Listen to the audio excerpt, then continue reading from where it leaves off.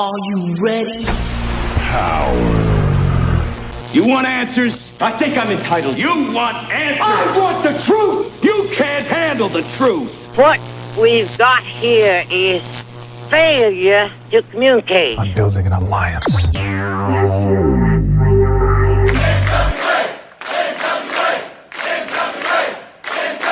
God bless the internet. Okay, let's party. It's showtime. It's time for the Alliance Guys podcast with your hosts Kevin Frazier, Jaden, DKM, and J. Cal. What is up, everybody? I should have pulled that down. How are you all doing today?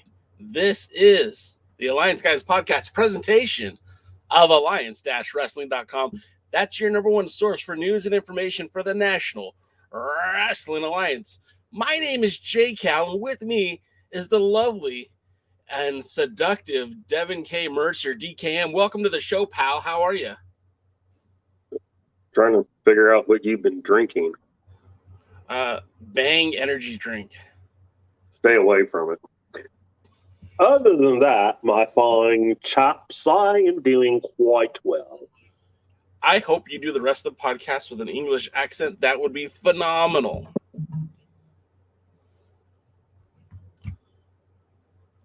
I don't know. I'll think about it. It could happen. Hey, we have some friends already in the chat. I see Willie Bowen's in the house. Our good pal Tim over at NWA Gold. Scooby's here. And I'm sure we'll have more of our friends join us momentarily. We are streaming live via YouTube, via twitch.tv, and Facebook. So if you're on any of those formats, just drop down and leave a comment. Tell us what's going on. And now we no longer have Mr. Devin Mercer, so it's just me. It's the JCC. And we are talking NWA with all of you lovely friends today. We a lot of things have been happening over the course of the last week. Of course, we got. I have to ask you about this, DK, because this episode was a little all over the place when it comes to power, and then because of that, now I feel like I'm a little all over the place because did I hear it right? Did they confirm dates for the Crockett Cup? Well, it was the weirdest thing.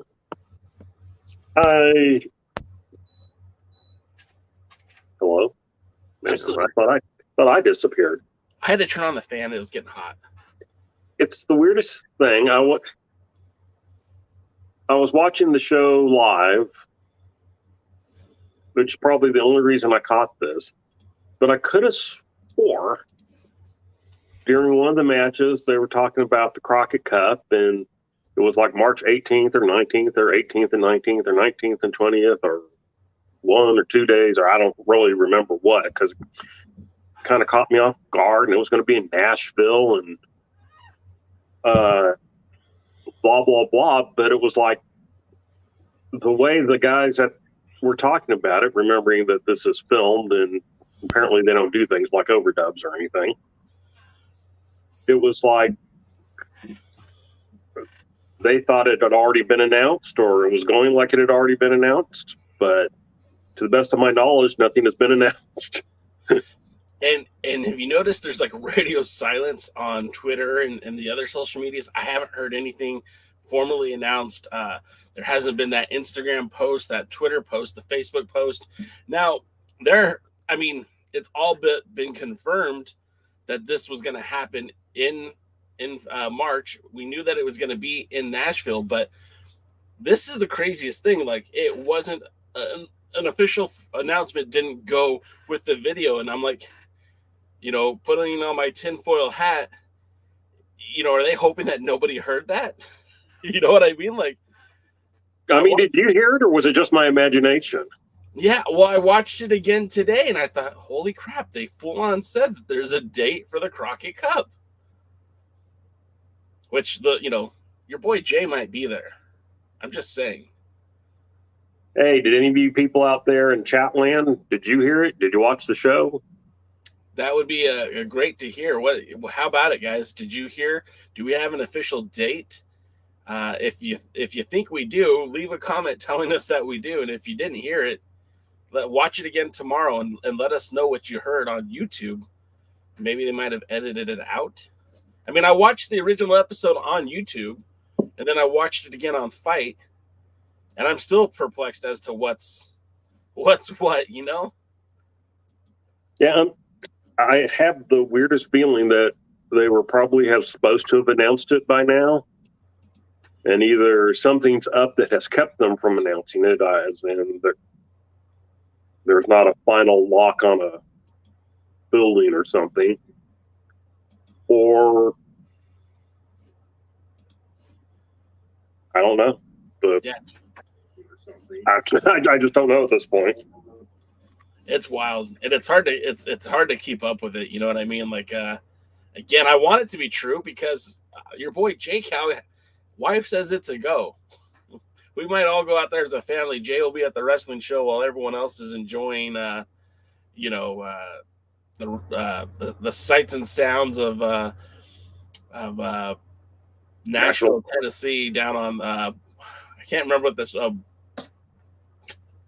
I can't remember what the main street is called, but I was there before. Anyways, in Nashville, that main street where there's all the bars and the country music and all the fun stuff.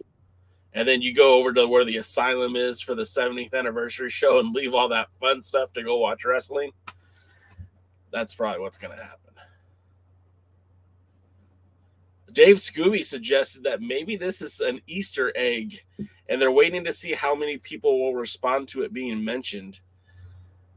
Well, I got to be honest. I haven't been shed a little personal life in here. I've been filling in at work for a position that became vacant rather suddenly when someone decided they no longer wanted to do it, and it's consumed the vast majority of my time. The fact that I was even able to find time to watch it was just pure luck that I was home when it was going on. And I haven't been on Discords or chats or anything, so I really don't know if it's been talked about anywhere other than here.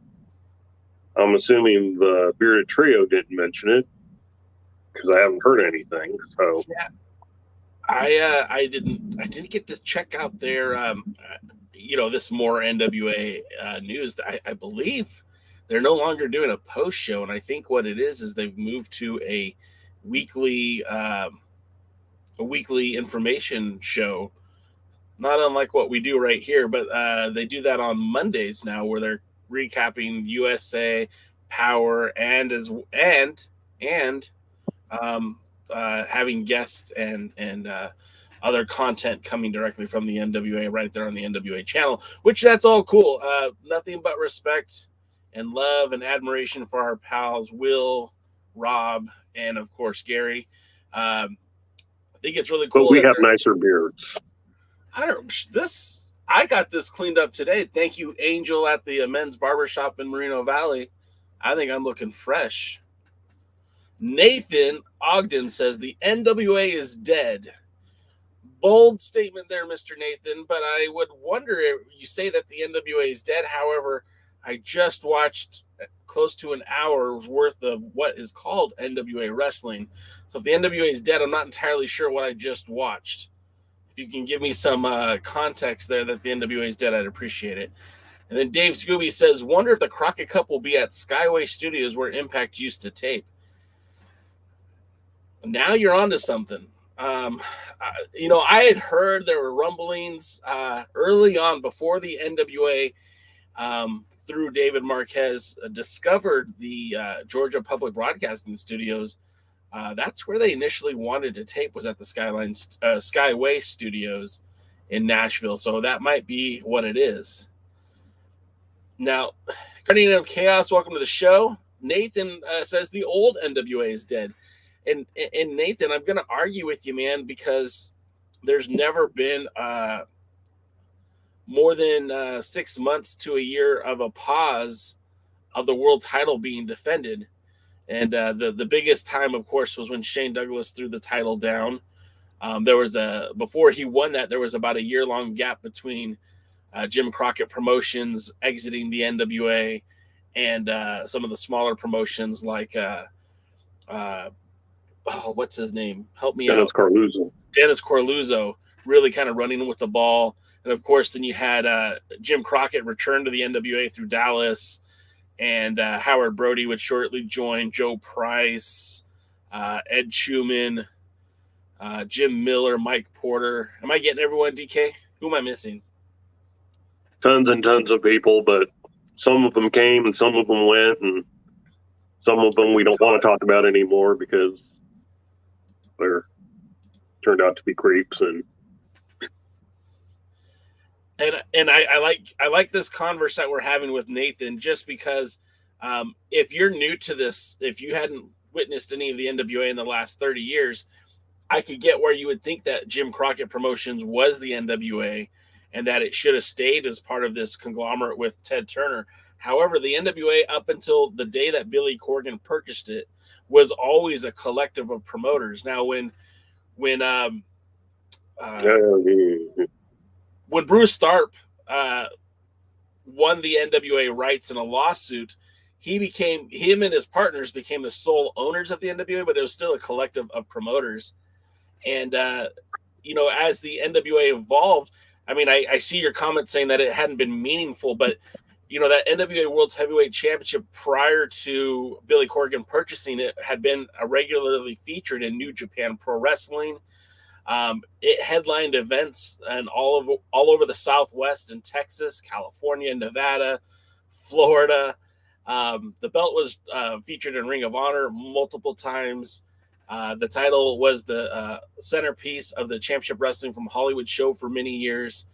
Before that, it was the centerpiece of Impact Wrestling Total Nonstop Action, so much so that they did weekly pay-per-views with it. And the belt had significance even dating back to 1998 when Vince McMahon brought Dan the Beast Severn into the WWE and not only called him as world champion, but he came out there with his UFC titles as well. So I'll never believe that the NWA has lost its meaning. Maybe it's not as valuable as it was in 1986, 1987. But it is still alive and kicking, and it has not stopped. And that's the biggest thing, is it's never stopped. There's been an NWA consistently since 1948 until now. So sorry there, Nathan. I'm just not gonna support that one. DK, you want to add? Well, I was going to say, look, nobody's going to say it's up there like it was in its glory days. It's not. But, does it have value? Well, that was always the big argument back when there were, the promoters, and whether it be under Tharp or under the old regime prior. And, I always said the same thing back then. You know what? It's got value if you put value into it. If you do things right. I told one promoter flat out, the only reason I followed him was because he was an NWA member. And guess what? When he left the NWA, I haven't followed him since. It was nothing about him or even the show. I got too much going on in my life to keep up with every indie, big or small, in the U.S. So I was basically interested in you if you were part of the NWA, and if you weren't, then I wasn't. One gentleman who I have a lot of respect for, I think you might even be referencing this gentleman, Tony out of Tennessee, Innovative Pro Wrestling, used to be the NWA Smoky Mountain. I didn't know of Tony or his promotion until they became affiliated with the National Wrestling Alliance. And as much as I like the product that they're putting out, as soon as they stopped promoting NWA matches, it was no disrespect intended, I quit following the product. And it's not because, like DK just said, it's not because we have a grudge against people who leave the NWA. It's just there's only so many hours in a day. And, you can only dedicate so much time to so many things. And right, he didn't leave. He left. I mean, when Billy cut the licensees, it wasn't an option for him, and he went on to do something else. And that was who I was referencing. And it just, I can't keep up with everybody or anything. So I have a small interest, a very niche interest in wrestling. And it basically focuses around the NWA, even if I, beat up their shows a lot. But I am watching. I mean, and that's the thing. I think we're hardcore, like Nathan pointed out, we're hardcore fans. Absolutely, Nathan, and you're right.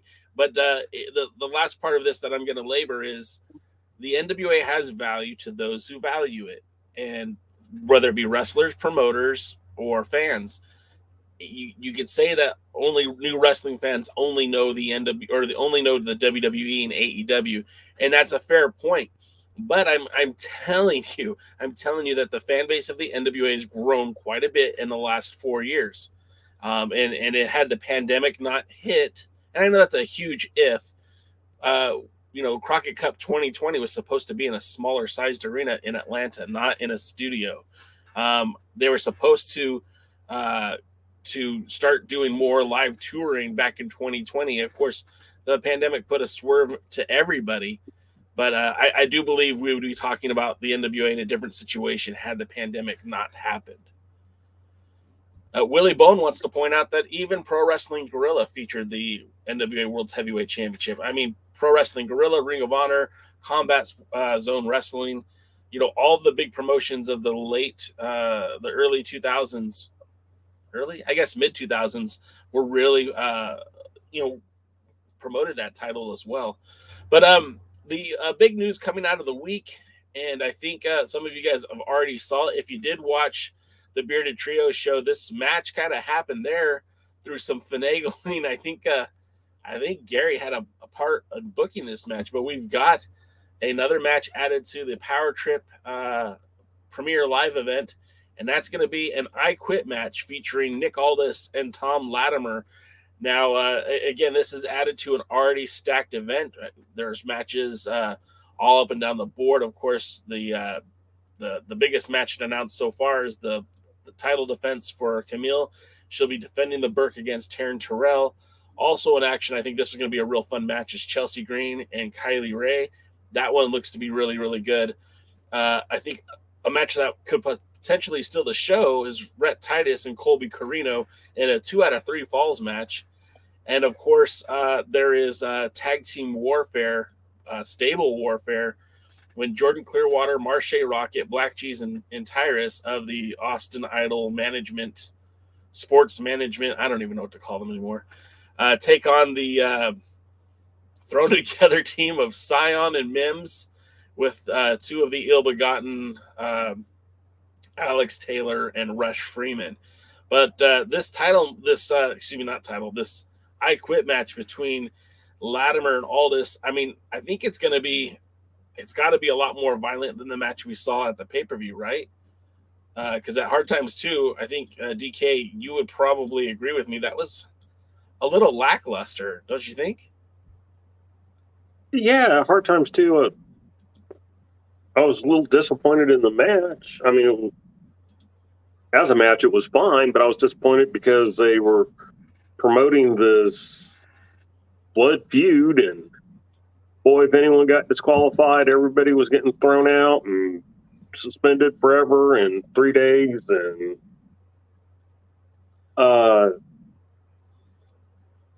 it's kind of a, hey, I can out wrestle you. Yeah. I don't want to see you out wrestle him. I want to see him beat him with a stick, behind the referee's back, so you don't get disqualified. And all that fun and good and glorious stuff. And so it's actually interesting. I don't know how to feel about the fact that this match has been booked and that they basically ignored it since their last match. Yeah. It's like there has been no continuation story. In fact, I don't even know what Nick Aldis is doing storyline-wise. He calls out his friend to team up with him because he's go after the World Tag Team titles, and I don't even think we've seen Doug since. We'll probably see them more on NWA USA going forward, but I kind of feel like they finally got it right with Aldis. But this should have been what happened after the 73rd pay-per-view, or 73rd anniversary pay-per-view. They should have just let Aldis kind of disappear for a little bit. You didn't have to necessarily write him off of TV. You could have just featured him less. And the way that they're using Trevor Murdoch these days, you don't see Murdoch on every episode of Power.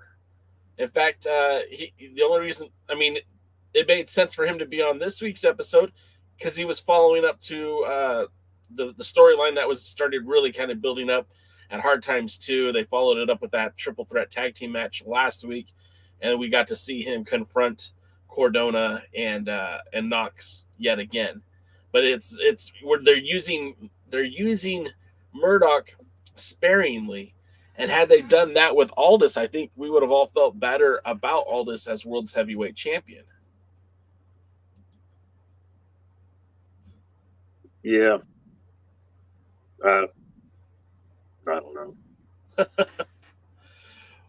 So that was one of the big pieces of news this week. Of course, also, your boy Clickbait J Cal wrote about the former NWA World's Heavyweight Champion becoming a free agent, and that Cody had been working without a contract with AEW.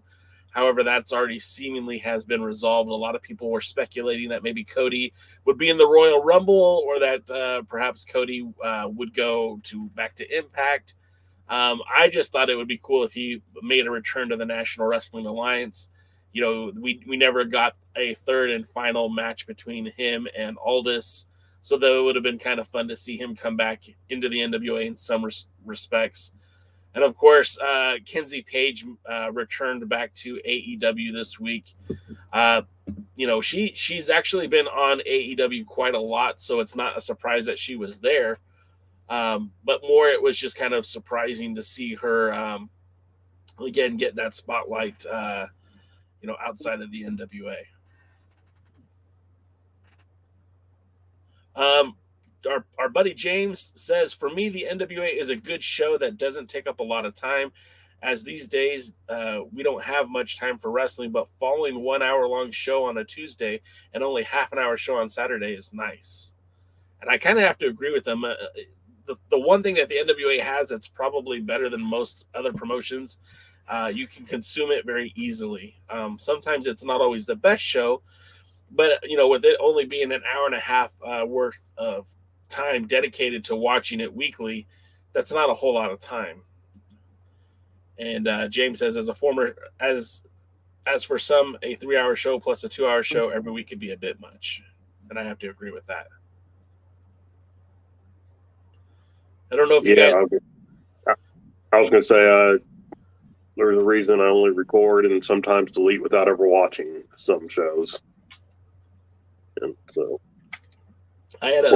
for example, I recorded a show last night and listened to the reviews this morning on another podcast, and I have now since deleted that show.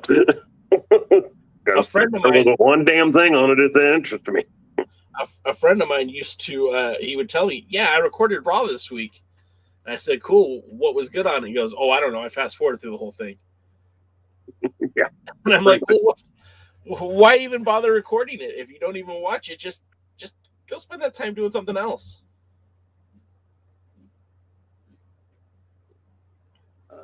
I don't understand people. So did you watch NWA USA show number 2? I did. I don't have the complete show breakdown in front of me, but I did watch it. We got to see Aria Davari make his return to the NWA because he was at Hard Times 2, the pre-show. And what I had wrote about Aria Davari is that this isn't his first foray into the National Wrestling Alliance. He used to be part of the Midwest NWA promoters. He is a former NWA Wisconsin Tag Team Champion, and also was a former NWA Midwest X Division Champion, as well as being a part of the pre-show and that junior heavyweight scramble that Homicide ended up winning and getting a bye into the finals. And in his opponent, Jay Spade, who a lot of people might not be too familiar with, but he kind of, he's based out of the Florida region and had wrestled a lot for the NWA Florida Underground, as well as blue collar wrestling out in Oregon. So he's done a little bit of traveling for the NWA in the past. It's kind of nice to see when guys like these get opportunities that kind of have that connection to the NWA past. I know it's not going to be referenced on TV, but it's always a fun for me to see a guy that had been a part of the NWA before make his return. I found a breakdown on the internet. The internet's a great thing. It is. So let's get to it then. All right. So it started with May Valentine interviewing Homicide. And Homicide was just basically telling us he used to not care about titles, but he will win the NWA World. People start putting world in there. NWA start putting world in there. Junior heavyweight title. And so, yay? Yeah. So then Kyle Davis was interviewing Tim Storm as the managing director of NWA USA, which I have no idea what that means outside of it's just a general manager, but they don't want to use that title because WWE ruined it. And so as he was trying to explain his vision of how NWA USA was going to go, the midget showed up. Oh, I'm sorry. I shouldn't. It's short. It's all short people. Yeah, he showed up. Black Jeans. To talk. Black Jeans. Yeah, he's not worth learning his name. And so, you know, he's so he wants Storm to put his new protege in the main event. And Marche Rocket. Yes. And so he basically agreed when he explained he didn't care who. And then out comes Raven. What about me? What about me? What about me? What about Raven? Which I thought if there was any worse way to introduce Raven into this, I couldn't think of it. So Raven's there. Jeez keeps trying to talk to him, putting his hand on him. And Raven keeps taking his hand off of him. And they go to discuss business, I guess. And then we never hear from Raven again. So, you know, early on we had heard when they were talking about this show that Raven would have a big influence on it. And so far we're only on episode 2. But I'm waiting for that Raven influence. I'm waiting for some more compelling storyline. I'm waiting for a better commentary, something. Give me something. You know, I'm ignoring commentary on this episode because I'm really going to talk about it on Power. And so anyway, then they finally got us to our first match was a qualifying match for the NWA World Junior Heavyweight Title Tournament. Aries Davar versus Jay Spade. And I think we all knew who was going to win the match. I will say I was pretty impressed with Spade. Yeah. Again, turning things up and down all day long. So anyway, I was actually pretty impressed with Spade. I thought it was a good match. I thought it was a good match since we knew what it was going to be. I thought it was a good match. I was impressed with Spade. I kind of knew Davar was going over. I thought he did well enough to make it look like he should go over. Actually had a little bit of time. Ran about 7 minutes, I think. I timed it, but it ran about 7 minutes, which, you know, for this isn't too bad. And Davar gets the pin with what I absolutely hated as a move when he uses a magic carpet to splash a person.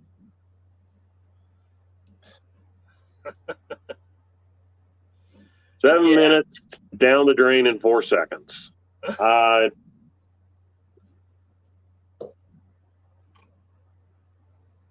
Okay, all you out there in chat land, does that bother you? Do you not care? Is it just something that, the old grumpy guy needs to get over? Or should they not do cowboy shit like that? Well, the thing that kept creeping into my mind, and I know that the world sometimes passes us older people by, and I hear this phrase woke culture, and your boy Jay might even subscribe to some of the things in woke culture, but this kind of felt weird. And if it was a white guy doing it to a person of Middle Eastern descent or Indian descent, I wonder if it would have caused an outrage, if it would have been something awful. I don't know. It just, I don't know. I don't think wrestling needs stuff like this. I don't think that move gets over the way that they want it to get over. I know that WWE did not allow him to use it. I know that if I was promoting a wrestling show, I would not allow him to use it. It's not that the move is, it's a little offensive, but it's more annoying than anything else. Like, let's talk about it. Jumping on a guy with a carpet isn't going to make the move any more effective. And in a wrestling match, I'm not looking for cool shit. I'm looking for things that are actual wrestling. Like, I want to see grappling. I want to see wrestling that's somewhat believable. I will suspend my belief for some things, but this is one of the things I don't want to suspend my belief. That's one of the things you can't suspend your disbelief, because nobody would do that in the real world. I mean, and I think, like you said, I mean, I will put it out there. This is something that is very, I am not a woke person. I am not a politically correct person. Right. Anyone who knows me will tell you that. I am not bigoted. I dislike all groups. It's true. And I make fun of white people more than anything else. And I'm half white, half Mexican. What? And it's just, I don't know why you would do that in this day and age. I mean, I won't even refer to the Impact Women's title by its real name anymore, just because I feel like the time for that type of name has passed in wrestling. I mean, it amazes me that WWE, which does nothing that makes sense, Gunther, and does nothing that makes sense, would be smart enough to rename a Divas title as a women's title and not allow a person to use a magic carpet. But, I mean, if WWE can get that, I would think other people could. Okay, off that soapbox. Oh, wow, already dead. Yeah, so, I mean, getting back to the show, we do have an updated bracketology here for the NWA.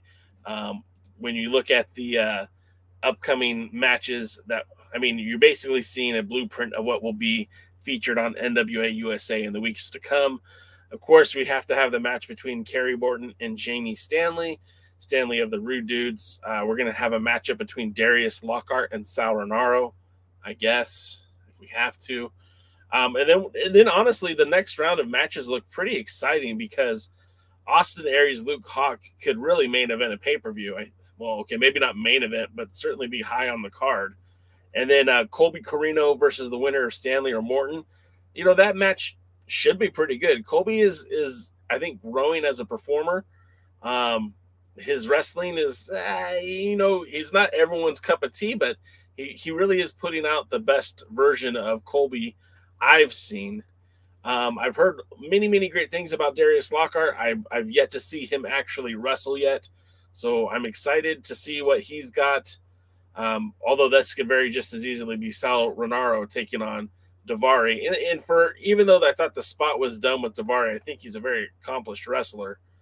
And then you've got Homicide just waiting for the finals And I really feel like if this show does go to the finals on NWA USA, I think we're going to have some pretty good matches ahead of us.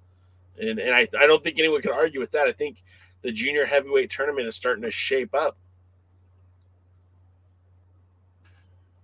Your silence is telling, DK. Well, I was actually looking at the chart. I hope they do the 2 remaining matches next week. I think they will. I don't want to prolong this any longer than we have to, please. Look, there was a point when I was like really for Homicide winning the title, but then I remember he's in that Game Changer, and I wasn't so sure I wanted him as the champion anymore, because I don't know that I want an NWA champion showing up in places where they, stick things in your head, use pizza cutters and all that stuff. So, I guess right now I'm really favoring a dark horse, because I don't even know if he makes it into the finals. But Darius Lockhart's kind of the guy I'm rooting for at the moment. That's a pretty interesting twist. And like I said, I don't even know if he makes it that far, but he talked well when he was on the pay-per-view. So here's to hoping. I'm still putting my money, like Willie Bowen, on Austin Aries. I think he's got just the most name recognition. He's held the Cruiserweight Championship in the WWE. Didn't hold it. Challenged for it. Oh, you're right. Oh, no. My whole theory is out the window now. He's a multi-time world champion outside of the NWA, having held the Impact Championship, the 1PW Championship in the UK, the IPW UK Championship. He was the World Series of Wrestling World's Champion out in Australia. Very talented guy. We'll see what he can bring to the table. Of course, a lot of people are pulling for Colby Corino, calling him a homegrown talent, which that phrase, I despise that phrase for the NWA, because there's only one guy who's really homegrown in the NWA right now, and that would have to be Mims as far as I'm concerned. Let's get back to USA, because there was one more match. There was. So you want to talk about it first? No. All right. You're going to make me talk about it. I enjoyed every bit of the match up until the end. But as a match, and I mean, it was a good enough storyline with, put Rocket, put my protege Rocket, in the main event. I don't care who it is, just come on. So, you get Anthony Mayweather, strong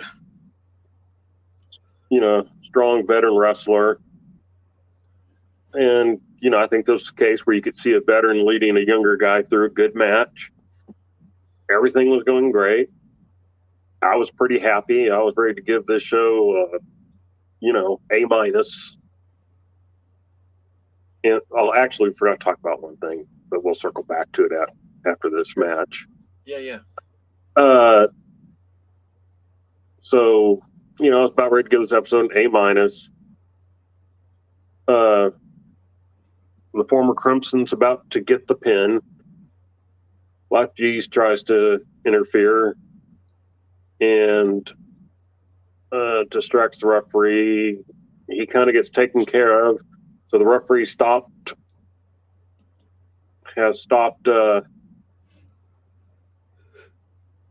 dealing with G's, and it's turned around. Rocket's still out, and Mayweather's not pinning him. I'm like, what the hell, dude? Pin him. And then, so G's is getting back up, and Mims comes because apparently they've kissed and made up since the episode of Power. And so Mims goes and pulls G's off. And now the referee's back and looking at the match, and Mayweather still not pinning him. And then G's goes and pushes Mims into the ring post, which happens a lot these days in wrestling. It normally affects you for about 30 seconds, but apparently it knocked Mims out cold.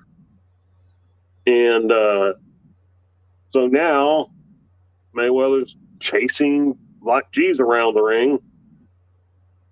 Rocket, who's been laying there for what seemed like 20 minutes, but was probably more like 90 seconds or 2 minutes, finally gets up, hits his leg lariat or whatever he calls it, rocket booster or something. Yeah. And pins Mayweather because, guess what, guys? He's smarter than Mayweather is, because when he gets this guy down, he goes for a pin. Unlike some people who are just watching what's happening in the ring and not, even though the referee's there and ready to count. So that dropped the show from an A- to about a C in my book. So, wrestling is more than about just great in-ring work or even good in-ring work or even good promos. It's got to make sense. Yes. And just, magic carpet rides and guys not going for pins does not make sense. And so, I don't know. What were your thoughts, Jay? I mean, I'm right there with you. Here's the thing. So when you have, and look, maybe there's something we don't know about. Maybe something really did happen to Marche during the course of the match. Maybe he got knocked out. Maybe that was legit, and that's why Mayweather didn't want to do anything. But if that's the case, throw up the X and end the match. You know what I mean? Like this, they did that last year with Jax when he got hit and was down for so long, and the announcers get lost trying to explain why Jax took a simple bump and was out. And the same thing with Marche. I mean, he was out for so long. That was a 10-minute match. That was the main event. They gave it a full 10 minutes. At least that's what Cage Match ranked it as a 10-minute match, 10 minutes and 11 seconds. And it just, that kind of baffles me. And even more so. I think that's a little long. Okay. That may have been the entire segment, but I think the match was actually a little bit shorter. Fair enough. I think, again, it has to make sense. If you have a man beat and you're in pro wrestling, you go for the pin. Always. The flip side to that, too, is I don't like what they're doing with Crimson Mayweather, whatever you want to call him. I feel like he's lost. And if he's going to be a rudderless ship, then put somebody behind him to push him. Put him with a manager. Get him going, because he's far too talented to be used in the role that they're using him for. He's basically a punching bag.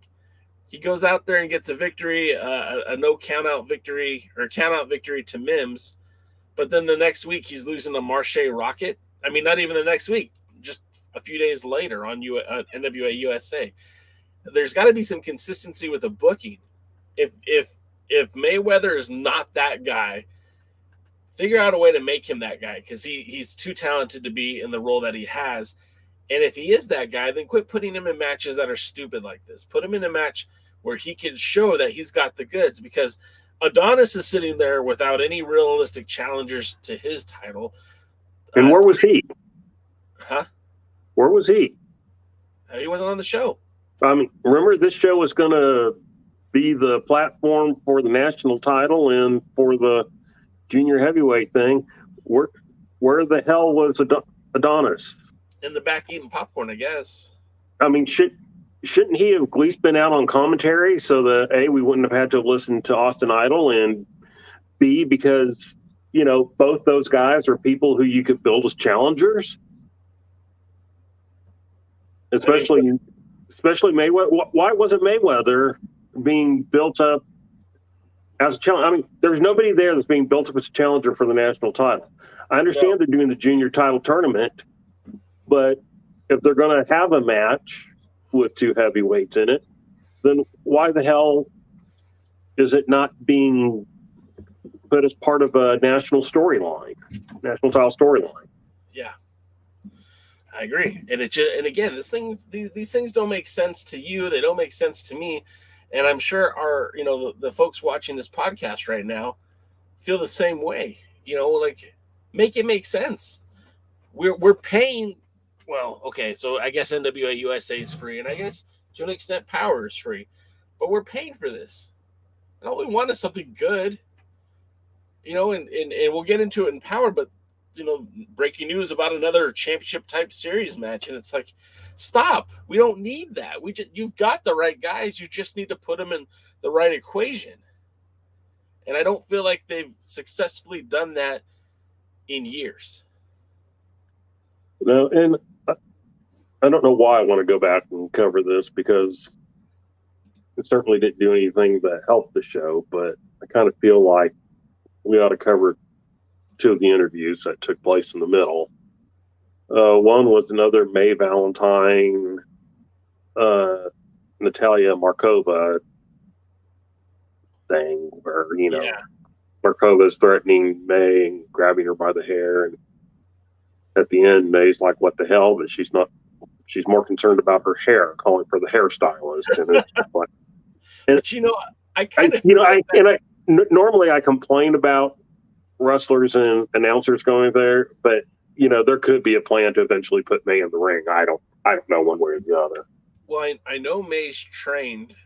I don't know if she's finished her training, but I know she's done work with the Santinos here in Southern California, and she's done work in Las Vegas with the Future Stars of Wrestling. So I know she could take a bump if they needed her to. But I definitely don't want to see that. I think she's perfect in the role that she has. And when we talk about believability, I do believe that she'd be more upset about her hair getting messed up than Natalia Markova trying to intimidate her, because obviously it didn't work. She wasn't intimidated at all. She was more pissed off that her hair got messed up. And that seems like on brand for May Valentine as far as I can tell. Okay, I'll grant you that one. I will grant you that one. And then we also had a confrontation with Kerry Morton and George South, and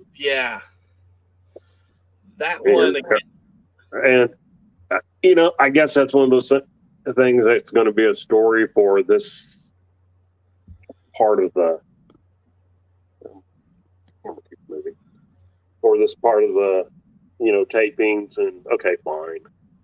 So the storyline of George South, with the modern day NWA, not what he did, back in the 80s, but with the modern day National Wrestling Alliances, he was part of the Circled Squared, the same Circled Square that introduced Colby Corino to the NWA. They had a match, and at the time they said that they're drawing the parallels between Colby Corino and George South and Mr. Steve Corino, and how they both took care of Colby and helped train him in his wrestling. And they kind of were doing this father versus son type thing, even though they're not technically related. And then we fast forward to George South returning to the NWA, and the first time is to talk to Colby, and it essentially sounded like he was complaining that Colby didn't bring him in to be his manager or something. And then this week, now we've got George South in the back bitching that Ricky Morton didn't come out and save him. And I don't know. My extensive history and knowledge of the NWA in the 80s, I don't recall George South and the Rock and Roll Express ever being boys. Is that something that you could clear up, Jaden? Do you remember that? Not at all. They really weren't boys. In fact, more times than not, George South was on the opposite sides of the Rock and Roll Express. It is true that George South helped train Colby Corino. It's interesting how he went from he wants to be Colby Corino's manager, but then gets attacked, and then he's CW's manager, and they're kind of the baby faces, and now all of a sudden he's a heel again. I don't know. What is he going to be next week? Is he going to be a clown? Is he going to be like Mike Jackson and being 70-something years old and climbing the ropes? Austin Idol's already the clown of the show. Yeah, see, that's kind of disrespect to clowns, but it looks like looking at a shirt, and I'm probably the last one to talk, but looking at a shirt looks like a clown threw up on him personally. But so, seriously, though, it's what is he this week? Is he that week? Is whoever's watching this show taking scrap ideas left over from AEW and things that didn't quite make it onto AEW Dark, so they're now going to make it in the NWA? I don't know. It just, the whole thing seems to be like you're trying to put a square peg into a round hole, and sometimes that works, but not always. Well, with a hammer or a saw. And then Willie said, "Don't forget about the ladies' match." Was there a ladies' match on NWA USA? Yes, there was. Not on USA. Or maybe I'm getting them confused now because I kind of watched both of them almost back to back, so I might be getting them confused. Okay, yeah, there was two women's matches on Power, but I don't recall there being a women's match on NWA USA. No, there was only the two matches. As a 30-minute show, that's what they do. They do two matches, and then lots of filler. At first I was like, "Yo, why aren't they making this a full hour?" But the more I watch of it, I don't want more than 30 minutes of that show. I don't trust them enough to book a show that's interesting enough for an hour.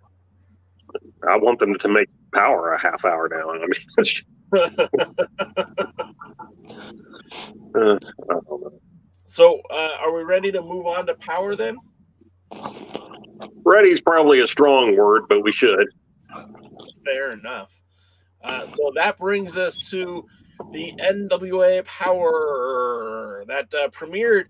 For those of us who are subscribed to FITE and get the advanced option to watch the show early, of course, a lot of us were disappointed because there's technical difficulties. The show did not go live at 6:05 Eastern like it normally does. However, the NWA, trying to make things right for those subscribers, did put the show out on YouTube at 7:30 Eastern time. And I think they had a pretty good viewership when I popped my head in. There was there was close to 800, 900 people watching live. And of course, that number will be altered significantly when the show does go back on air tomorrow. And the show itself was pretty good. There were some things I did not like about it, as always, but I think more and more this show was, I think, a better booked show than what we had seen as of late. So we'll get to it. We'll talk about that right now. Real quick, Jaden, you said you watched both shows back to back. Did this show appeal to you any greater than the one previously? Well, yeah, because I watched it with the volume down, so it made it a lot easier to watch. And honestly, that might be the best way to watch that show. The women wrestlers seem to be more entertaining in some cases than some of the men wrestlers are right now in NWA Power. But it's not a disrespect at all to the women. It's just, it's I don't know. I'm not impressed. This is my reintroduction to the NWA since I stopped watching it. And if they're trying to get me to watch a $49.99 bundle, according to James H. Jackson Jr., I agree with him. It's a great way to start selling it. Yeah. Without any further delays, let's just get to it. The show kicks off with Scion, formerly known as the Masked Man of Mystery, and essentially it seems like he is heading towards a feud with Sal Renaro, and we know that Sal. That kind of how do I explain it? That kind of came into fruition because last week, when Judeus and Scion were wrestling, Sal came out and essentially allowed himself to be a weapon, like a human dart, tossed at Scion, which caused the disqualification. I don't know, a match between Sauronaro and Scion feels like a giant step backwards for Scion. The fact that he went toe-to-toe with Tyrus, didn't win the title, but, took on one of the biggest dudes in the NWA in a no DQ match. Didn't come out the winner, but certainly looked good in that match. And then, of course, the match against Judeus, he was looking pretty good. That match itself was pretty good until the interruption. I feel like this is a huge step backwards for Scion. Any thoughts? Well, first of all, he looked way different than when I was looking in the late 1970s Battlestar Galactica or the remake of the Battlestar Galactica. Scion, he definitely changed his look a little bit, and he got rid of the thing that helped him speak. He put up to his throat, by your command. I think he should go back to his old gear. It looked a lot better, and I don't know, wasn't impressed. Yeah, DK, your thoughts?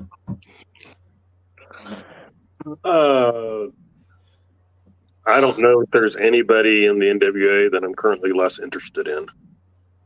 Sal or Scion or both? Yes. Yes. I mean, look, I've made my opinion clear that Sal should go away and not come back. And Scion, he's boring. His character is boring. His wrestling is normally boring.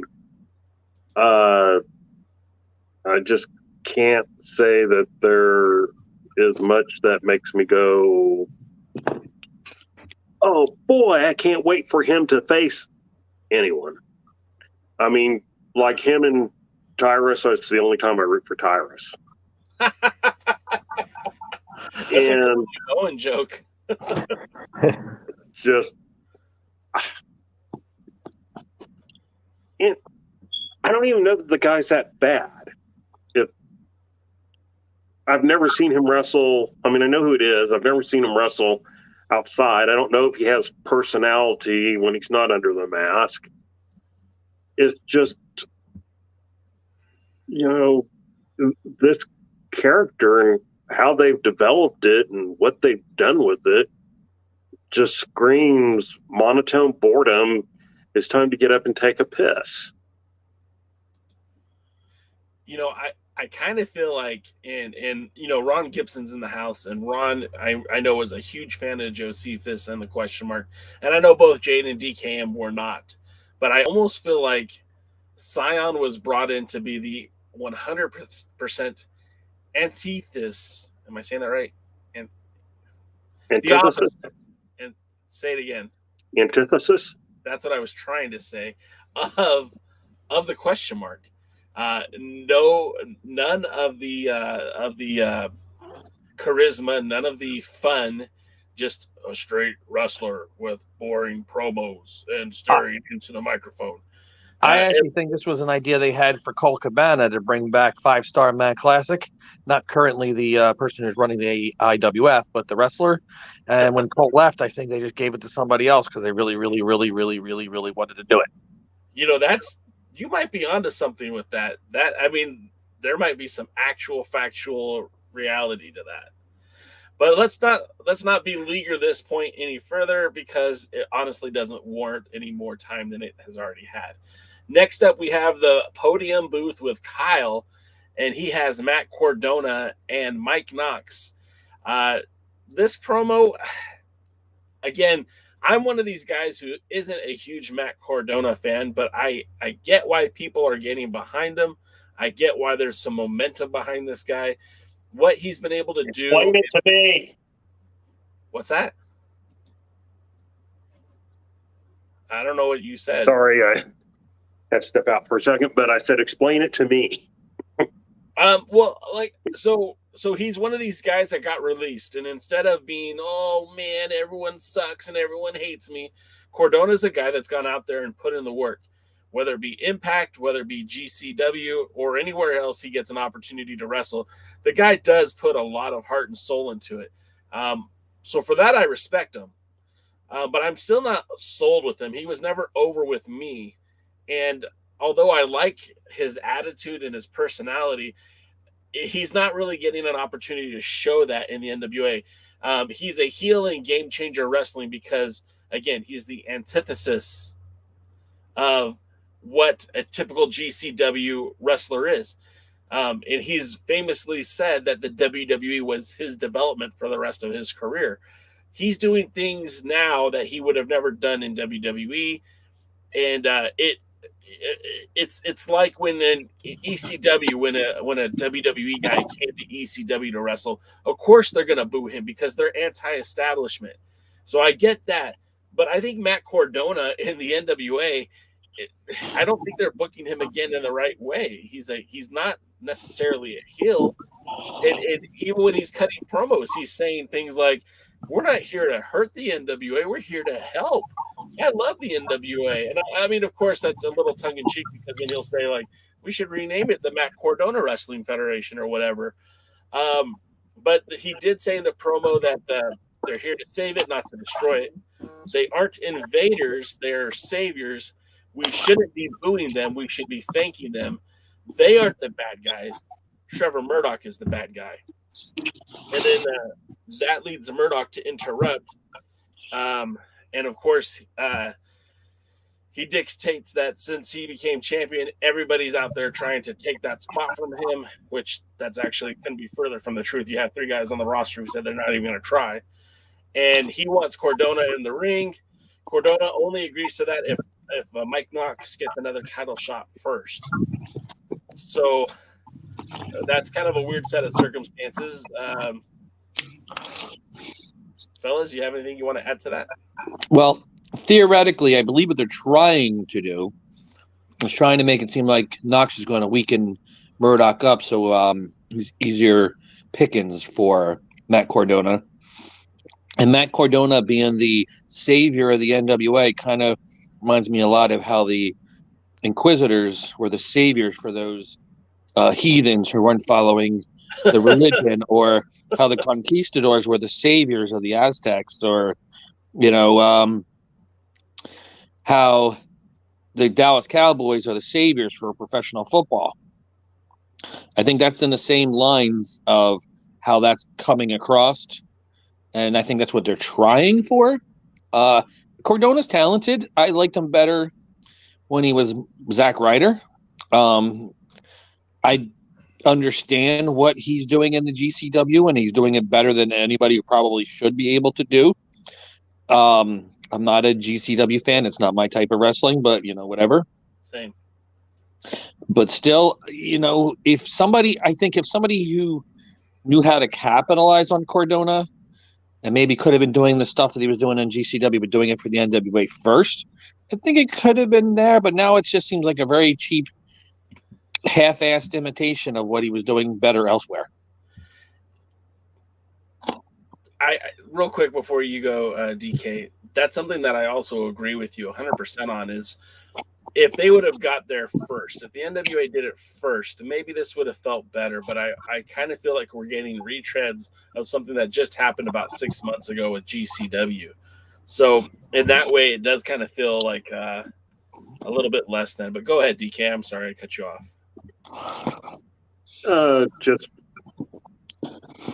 I'm split on this because I just didn't care about Cordona and Knox, and really Knox have lost interest in very quickly, and it's kind of a shame.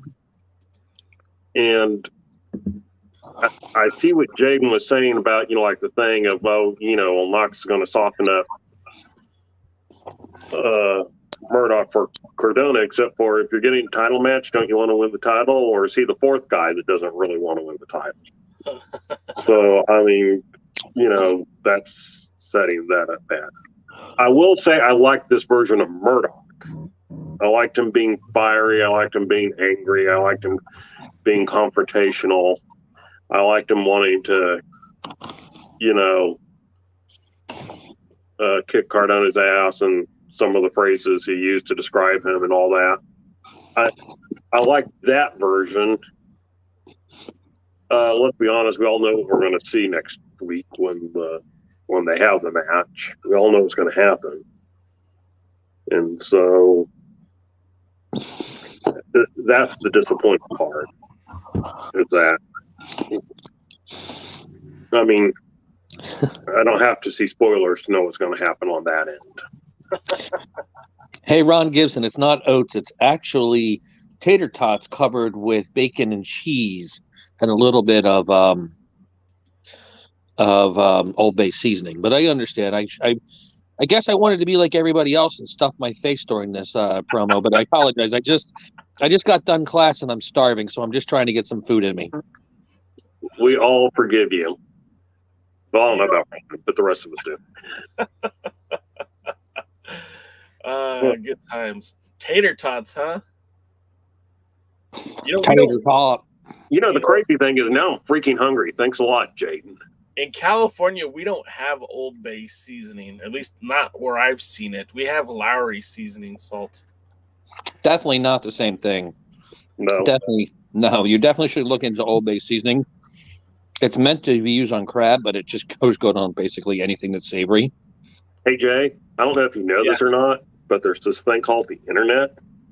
What's that? Yeah, exactly. And you can buy stuff from everywhere. Every time I went to New Mexico, my mom would always say, you know, buy me some chilies, buy me some chili powder, get me some, you know, dried pasoli, you know, hominy. And it would be like, okay. And then like the last time I was there, I didn't really have time to get out there. And so I get home and go to Amazon. It's like, okay, 5 pounds of this, 5. Here, Mom. See, unfortunately, Jay doesn't know how to use the internet. He thinks it's to use for TikTok dances and stuff like that. I've seen him dance. That's how I'm trying to get famous. I even opened. Never mind. We won't go there. Where was I? I got lost. You guys talking about Old Bay internet and all this other stuff. I'm thinking about Chris Bay right now in the Bullet Club. So we're just over 7 minutes into Power, and we finally get our first matchup, and it's a pretty good one. We get Kylie Rae versus Allison Kay, and I don't know what to say. Hey. Velvet Sky asked if the titles were on the line, which that just again. Can someone produce them? Velvet Sky used to wrestle. Shouldn't she know that tag titles don't traditionally change hands in a one-on-one match? Why would she have to ask that question? Or because the NWA books that way. that's where I was going to say. You're saying that like it's not a possibility with the way they hate tag teams. Yeah, that's true. You both bring up a fair point. Fair enough. Sorry, Miss Sky. I take it all back. But this was a really good match. I was very happy with it. Probably one of the more competitive women's matches we've seen on Power as of late. I felt both women looked really good, strong. The finish came when Kylie Rae was able to get the victory by reversing the AK-47 into a victory roll and a pinfall. She was as shocked as anybody that she won. Allison Kay stayed in the ring afterwards, a little confused and almost seemed to short circuit. Even Marty Bell ran out, which brought out Tootie Lynn Ramsey, which probably means this match was setting up for a tag team match, the title match later down the road. But what did you guys think? I only had one major criticism, and that's what during that sunset flip finish, or that pin finish, Kylie Rae wiggled her feet off of the shoulders of Allison Kay. So she kept wiggling her feet and got less and less on the shoulders and less of a potential pin attempt. So it was harder to suspend my disbelief on that. But otherwise, I actually really do like the match. Allison Kay is a great wrestler. She's taller than I expected. I've seen Tootie Lynn, and I know what size she is. So looking at a comparison to Allison Kay, she's bigger than I knew because I've never met her before. I think this Hex team, they're very good. They're probably the best thing in the NWA, which means they're probably going to be breaking up soon. But I don't know. I want them to, if they lose the belts to Tootie Lynn and her partner, whose name I just can't think of right now because I'm looking at our modern day hero, Kevin Lee Frazier, now joining me and stuffing our faces. But I hope Allison Kay is the next one to challenge for the NWA Women's Champion, because now I want to see her versus Camille. And I know that's not with what they're heading for, but it's kind of what I want. So real quick, we got Ron Gibson saying, "Hey, Jay's dad jokes and dances are great." So thank you, Ron. Appreciate that. He How much did he pay you to say that? $10. And then Juan, I get this quite more than I thought I ever would. Thinks that I look like Kevin Owens, so we got that going for us too. And apparently, he thinks that you, Kevin, look like. Wait, nope, that's the wrong one. Looks like you look like Walter. So we got an all-star cast here tonight, and then Juan says Gresham got old and gained some weight. This star-studded cast, bro. I think he's talking about you, DK. Watch it. So that's hey, Juan. Thanks for watching, man. This is the first time seeing you on here, so glad you could stop by and make me laugh. I love Jonathan Gresham, but DK's like at least 6 inches taller than he is. Everybody's at least 6 inches taller than he is. Hey, Juan, nothing but love, man. It's all good. We enjoy it. We like to laugh here. We don't take anything too serious. If they took anything serious, they wouldn't have me on here because I'm an asshole. True. Back to the match. Kevin, we're talking about the matchup between Allison Kay and Kylie Ray. Did you get to see it, and what were your thoughts? Oh, yeah, I've been keeping up with you guys on YouTube. I just wasn't able to hop on the live stream just yet. I actually wanted to jump backwards just for a second. No. I thought that Matt Cardona's promo was really good. I'm not a big fan of Knox, but I know why he's there. And I like Trevor Murdoch. This was the Trevor Murdoch we were wanting to see on the way to getting the championship. But at least we're getting him as champion. I just wish the NWA would be less transparent that they're not trying to take the title off of him anytime soon. And that's why you have people saying, "Oh, we don't want to challenge for the belt," kind of stuff, is because everyone knows he's going to be champion. So why even try? That's the type of stuff I know DK hates. I hate. I don't know about you and Jaden J, but at least let us think he might lose the belt. Right now, I don't think anyone believes the belt's coming off of Trevor anytime soon. So, but I did like the promo. I didn't like Matt Cardona in WWE, but I definitely thought his promo was creative. He didn't say tonight 3 times. He didn't say, he didn't say, let me tell you something. So he immediately is better than 99% of the wrestlers cutting promos today. Tonight time, let me tell you something. And brother. Yes. So, I mean, I thought it was good. I think it was, especially as far as the NWA goes. And, I like the Outsiders reference that he made. We're not outsiders. I thought that was kind of cool. Just creative, again, showing that he's kind of a wrestling nerd and a wrestling fan, which is kind of a part of his character I like. Is he the greatest thing that's happened in the NWA? No, but at least it's a little bit of an interesting storyline at the top of the card for the championship to tide us over until Nick Aldis decides he's ready to take the title back. Maybe if we're lucky, maybe we can get Fred to start talking about controversy and we don't have to worry about Murdoch losing the belt then.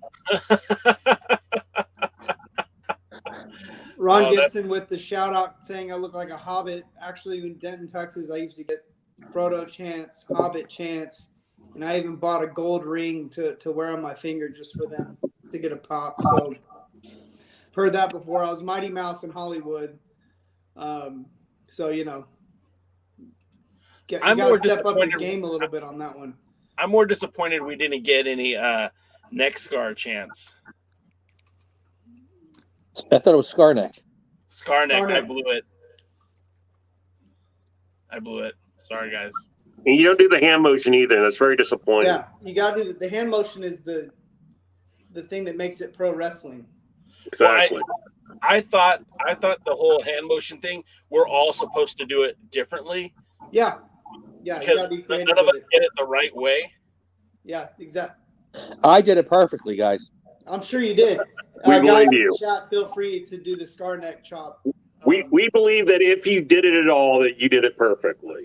But back to the show and the women's match, it actually had me a little bit excited that maybe this would be a really good show, because I did actually enjoy the match.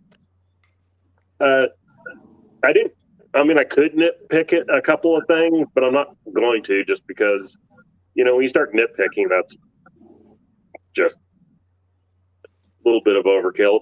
If it's basically good, I'm willing to go with it. And so I enjoyed the match and was hoping that it could lead off to a good show of wrestling. And even though Kevin's wrong about Matt Cordona's promo, I'll go ahead and let him talk about this match. Thanks, DK. I thought this was by far the best match of the show on this of Power. It was just a good match all around. It was solid. It was the only match that really felt like it took itself completely serious. The rest of the matches had kind of that comedy feel to it, or kind of like I felt like the two women's matches both felt like they kind of took themselves a little more seriously than just the rest of the show as a whole. I just felt like this was by far the better of the two matches. This was one of Melina's match, which we'll probably get into in a minute. It was one of those matches where I just felt like she was off.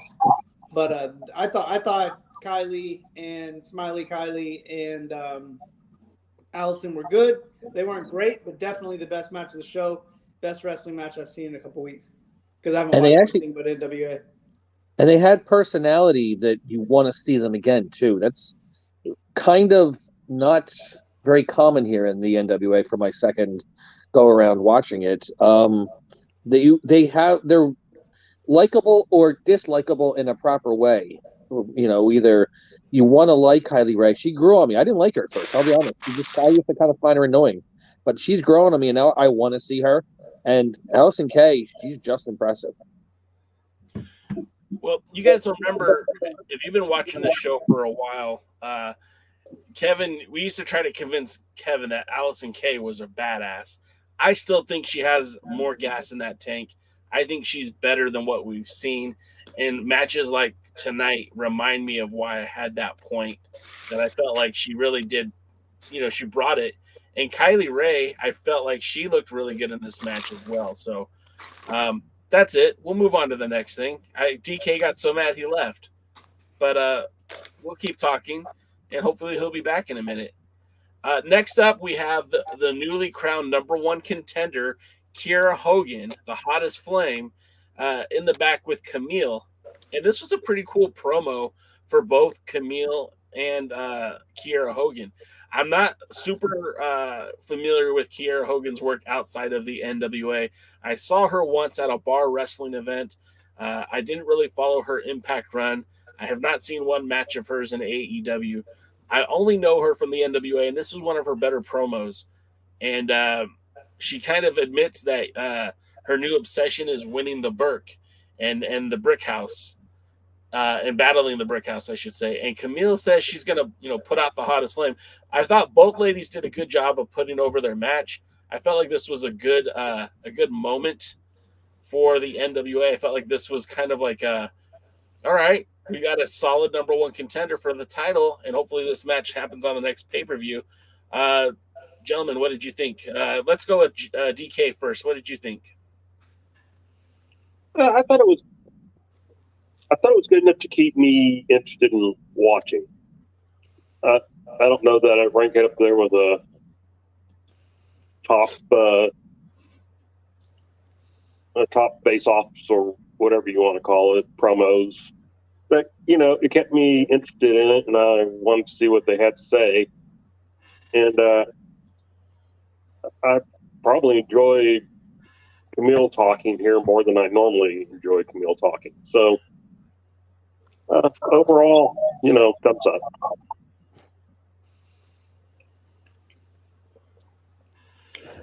Kevin? Mid or Jaden. We'll go to Jaden. Go ahead, Jaden. What'd you think? First of all, I'm kind of growing with May Valentine. Now that I understand she doesn't speak English, and that's kind of the thing. She's interesting, but not in a distracting way.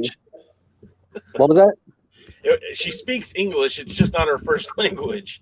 Well, apparently that's all of our problems right now in this chat. Also, it's not our first language. But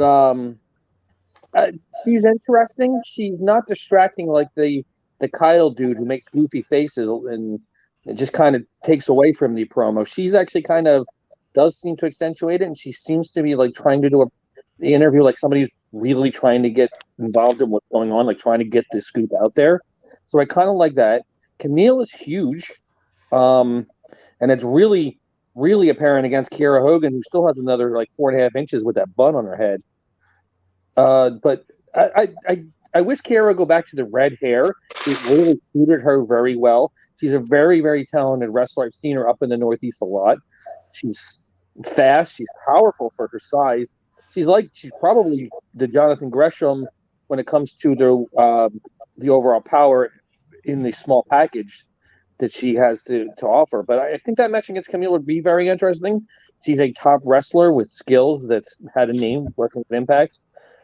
It's a good challenger, and whoever's booking the women's division, if it's you, Mickie James, you're doing a much better job than whoever's booking the men's division. Great. Kev?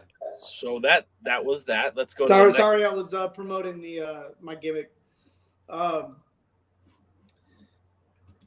like the promo again. It's like the women were the only people that took the show super serious tonight. My favorite thing out of the men was probably Cardona's promo. Aside from that, the men I felt like were kind of a joke in this show. They took the promo seriously. You know, I like Kiera Hogan, but I really feel like it would be better for the NWA to have someone like Allison Kay or Genocide be kind of in the mix just because of the size differential. Kiera looks so small, and I understand the dynamics of wrestling is pro wrestling. I get it. I just think it would be better suited. They would be better suited if they're going to have somebody go out there and lose to Camille. At least somebody that, that's going to look good across the ring from her. And I don't think Allison Kay or Genocide or Kiera Hogan or anybody's going to be getting the women's title anytime soon. I think it would work better for everybody just in terms of just the look. I think it's also good to note that none of the titles right now in the NWA have any real sense of threat of the champions losing the belt.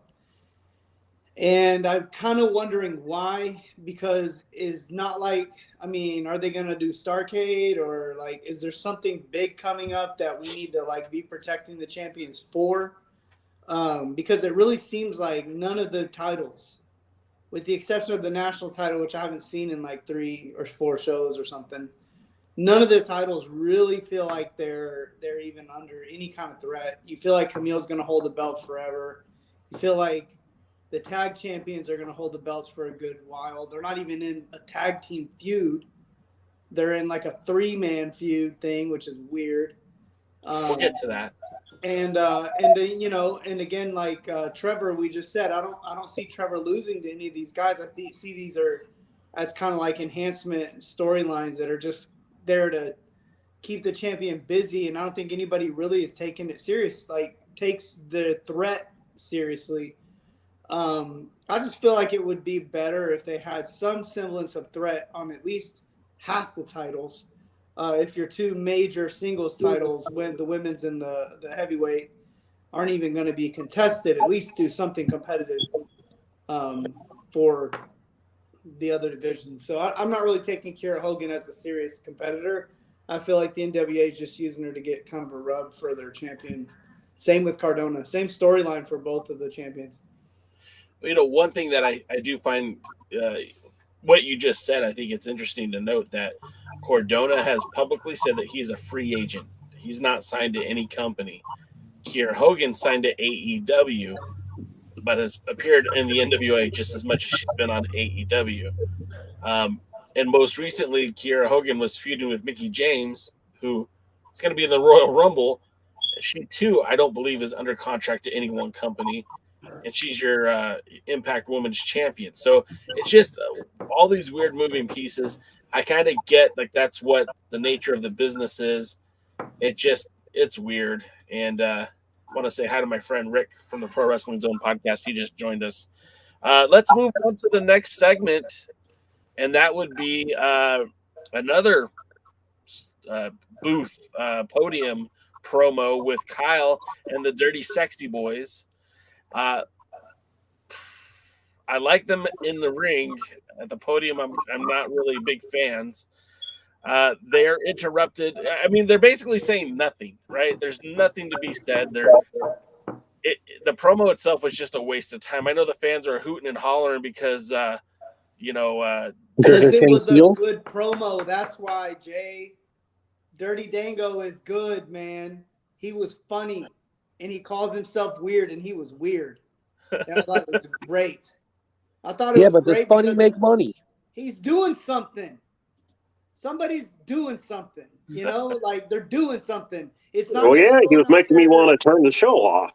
He's not just going out there saying, I'm brother, gonna beat you up. And tonight. No. Here's the difference. Something. Here's the difference for me. I'd much rather a person go out there and do all the catchphrases and listen to that than I do Dango. I can barely understand him. I don't get his voice. I don't like what he has to say. He does nothing to interest me and get me interested to watch this wrestling. And it gives me Will Ferrell vibes. Okay. I'm not a Will Ferrell fan. I love it. I mean, even JTG was at one point leaning over the podium going, I don't know. Don't hold me responsible for anything you're saying. Just, he's weird.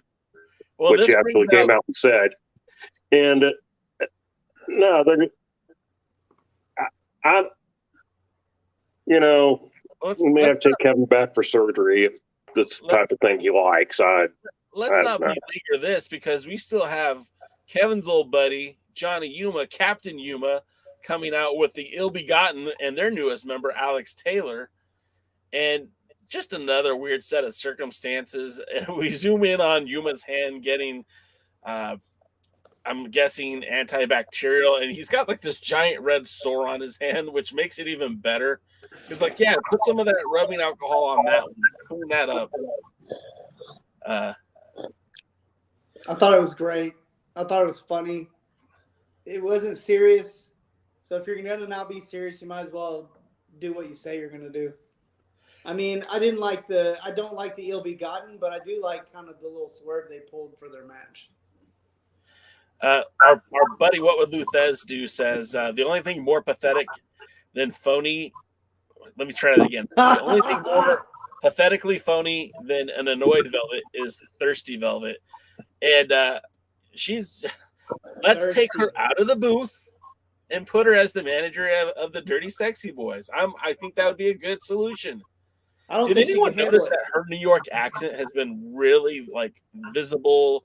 Especially since she's from Connecticut, that's actually kind of an insult. But all right, okay, I apologize. She's been busting out an accent that I'm not familiar with. English. Say that again, Jane. An English accent, maybe. Right. Did she not throw a bunch of N's unnecessarily into her end comments? Is that why you were confused? You son of a. All right. Moving on. The next segment, we get another backstage promo with May, La Rebellion with Homicide, and I feel like we saw this promo last week, but hey, it's here again. It sounds like La Rebellion, specifically Mecha Wolf, is feeling a lot like I'm feeling. Like, quit talking about this rumored 6-man trio, whatever the heck it is, thing that's going on, and just make the announcement already. It sounds like they don't. Mecha Wolf, I feel like is speaking for me at this moment, and it just feels like he's frustrated with the situation. Did you guys have any other take besides that? I still feel like Mecha Wolf cutting a promo like just a regular guy with all that stuff on is just cheesy to me. Again, let's go back to Dirty Dango. Their thing is it's going to get weird, or let's get weird, or something like that, and they get weird. And JTG puts over the weirdness. It's going to get weird. And he even makes kind of reference to the ridiculous. There's some continuity with it. I'm sorry, I don't know what Homicide looked like. He was like incapacitated or something. He looked like he was a little bit high or something in the promo. His eyes looked like they were crossing and he was about to fall out. He just looked annoyed. He looked gone to me. Didn't really add too much to the promo. I don't mind La Bestia because he speaks in Spanish. I think it's great when someone speaks in Spanish and we don't know what they're saying, because heads up, guys, like there are people that watch the show that speak Spanish, and living in Florida, there's a lot more of them out there than you think there are. Mecha Wolf's the one that I'm just like, I mean, you have this face paint on, you got the eye things going, you got the gimmick, the whole thing, and you get out there and it's like, wah, wah, wah, wah, wah, wah, wah. And I'm like, at least like do something with your voice or something, but maybe he should switch voices with low key. What's that, Jaden? Maybe he should switch voices with low key. I think that'd actually be the perfect voice for him. Even if it sucks, it's better that he's trying. Oh, no. As usual, I'm disagreeing with Kevin here. I don't have an issue with it. I mean, would it be better if I know he... a little more about wrestling, though, so I think that's probably part of the reason. Well, you know, here's the thing. They're out to capture me. I don't care. You may know about the behind the scenes thing, but you got to sell me. And so what you're behind, and besides, I think behind the scenes, what we're learning here is that people behind the scenes think some of this shit is good and it's not. I can agree so with I that. don't trust anybody that's taking a behind the scenes look at it. I don't have a problem with his voice. So you think his voice is continuous with the I don't give a shit. Yeah, I agree 100% with Kevin on this. That's basically wait a minute, DK, wait a minute. You're looking at it and thinking, how can this be different? I don't care. It means not one damn thing to me. All I want to know is if I'm interested in what he has to say or not. How he says it, I don't care. It's what he's saying interesting. He doesn't say anything interesting. He doesn't say it right. It's kind of like Keith Lee.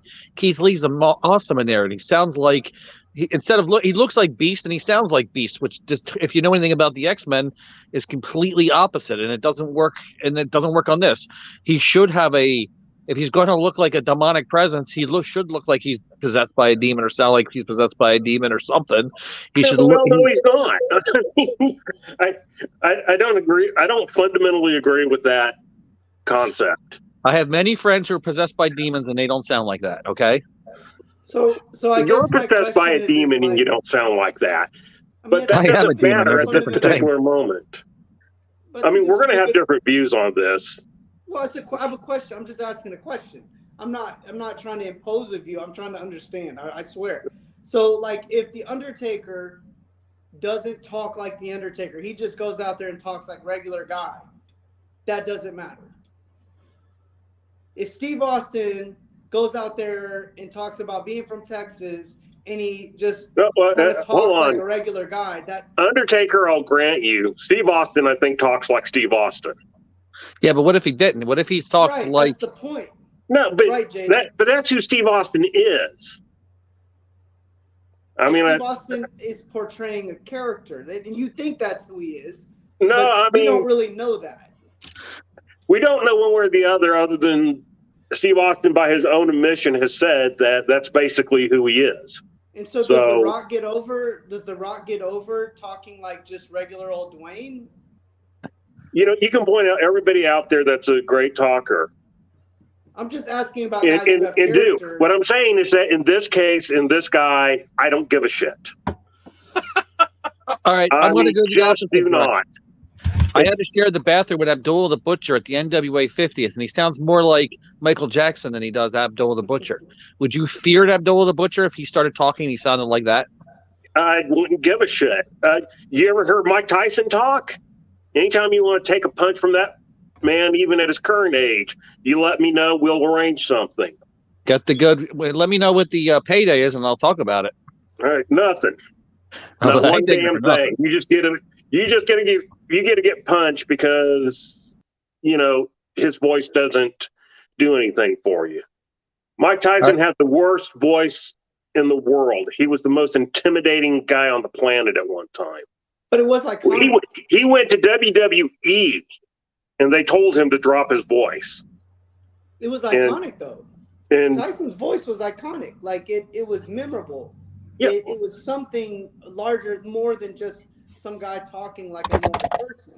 Okay, but Maybe there's some guy wasn't his talking. I'm okay with it. but- There are people who've gone out there and just talked. Yeah, And- but how many of them made money? Some.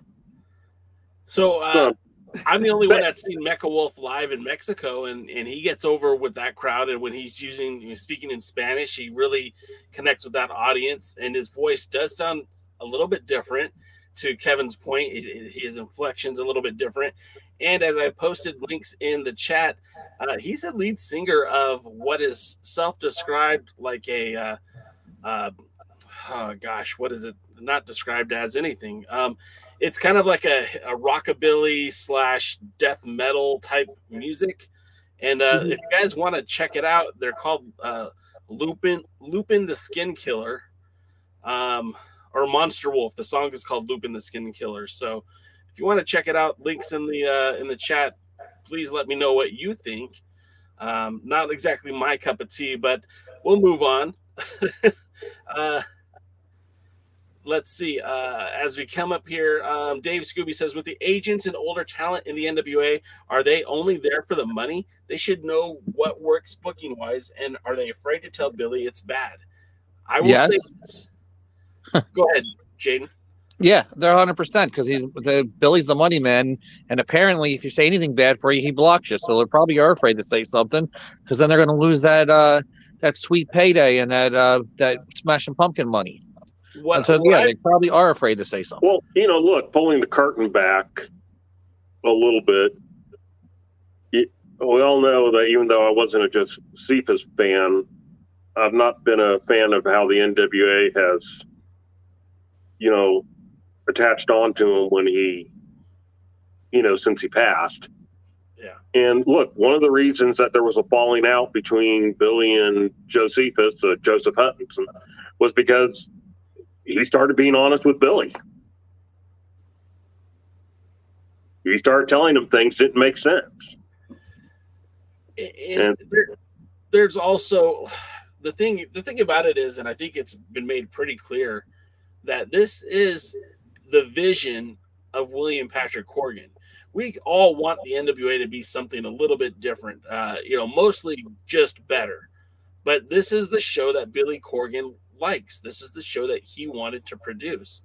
And when they're selling out shows without even announcing a card, and people are subscribing and keep subscribing to their show and paying $50 a year or $4.99 a month, I mean, you're going to continue to get this. The only thing that we can hope for is that Billy at some point gets either bored with the product or it feels like he needs more help doing it. When you had Dave Marquez and Dave Lagana and Joseph Hudson all working behind the scenes, the creative was a little bit better then. And I feel like there were a lot of moving pieces that helped that. I feel like now that those pieces have been removed, sure, people are offering suggestions. You can't tell me that Jazz being there isn't having a positive influence on the women's division. You can't tell me that Raven being there isn't having a positive influence on the shows to come. But, Raven just got there. Jazz has been there for a couple months. A lot of these guys are still kind of new into their positions. So hopefully the show does get better through time. But again, he's never taking his hand off the steering wheel. I mean, at least I don't foresee that happening anytime soon. No, and I think that's the key. Whether the older veterans or whatever are back there telling him it's good or telling him it's bad, it doesn't matter. He's going to put out what he wants to put out, and their job's to do the best they can with it.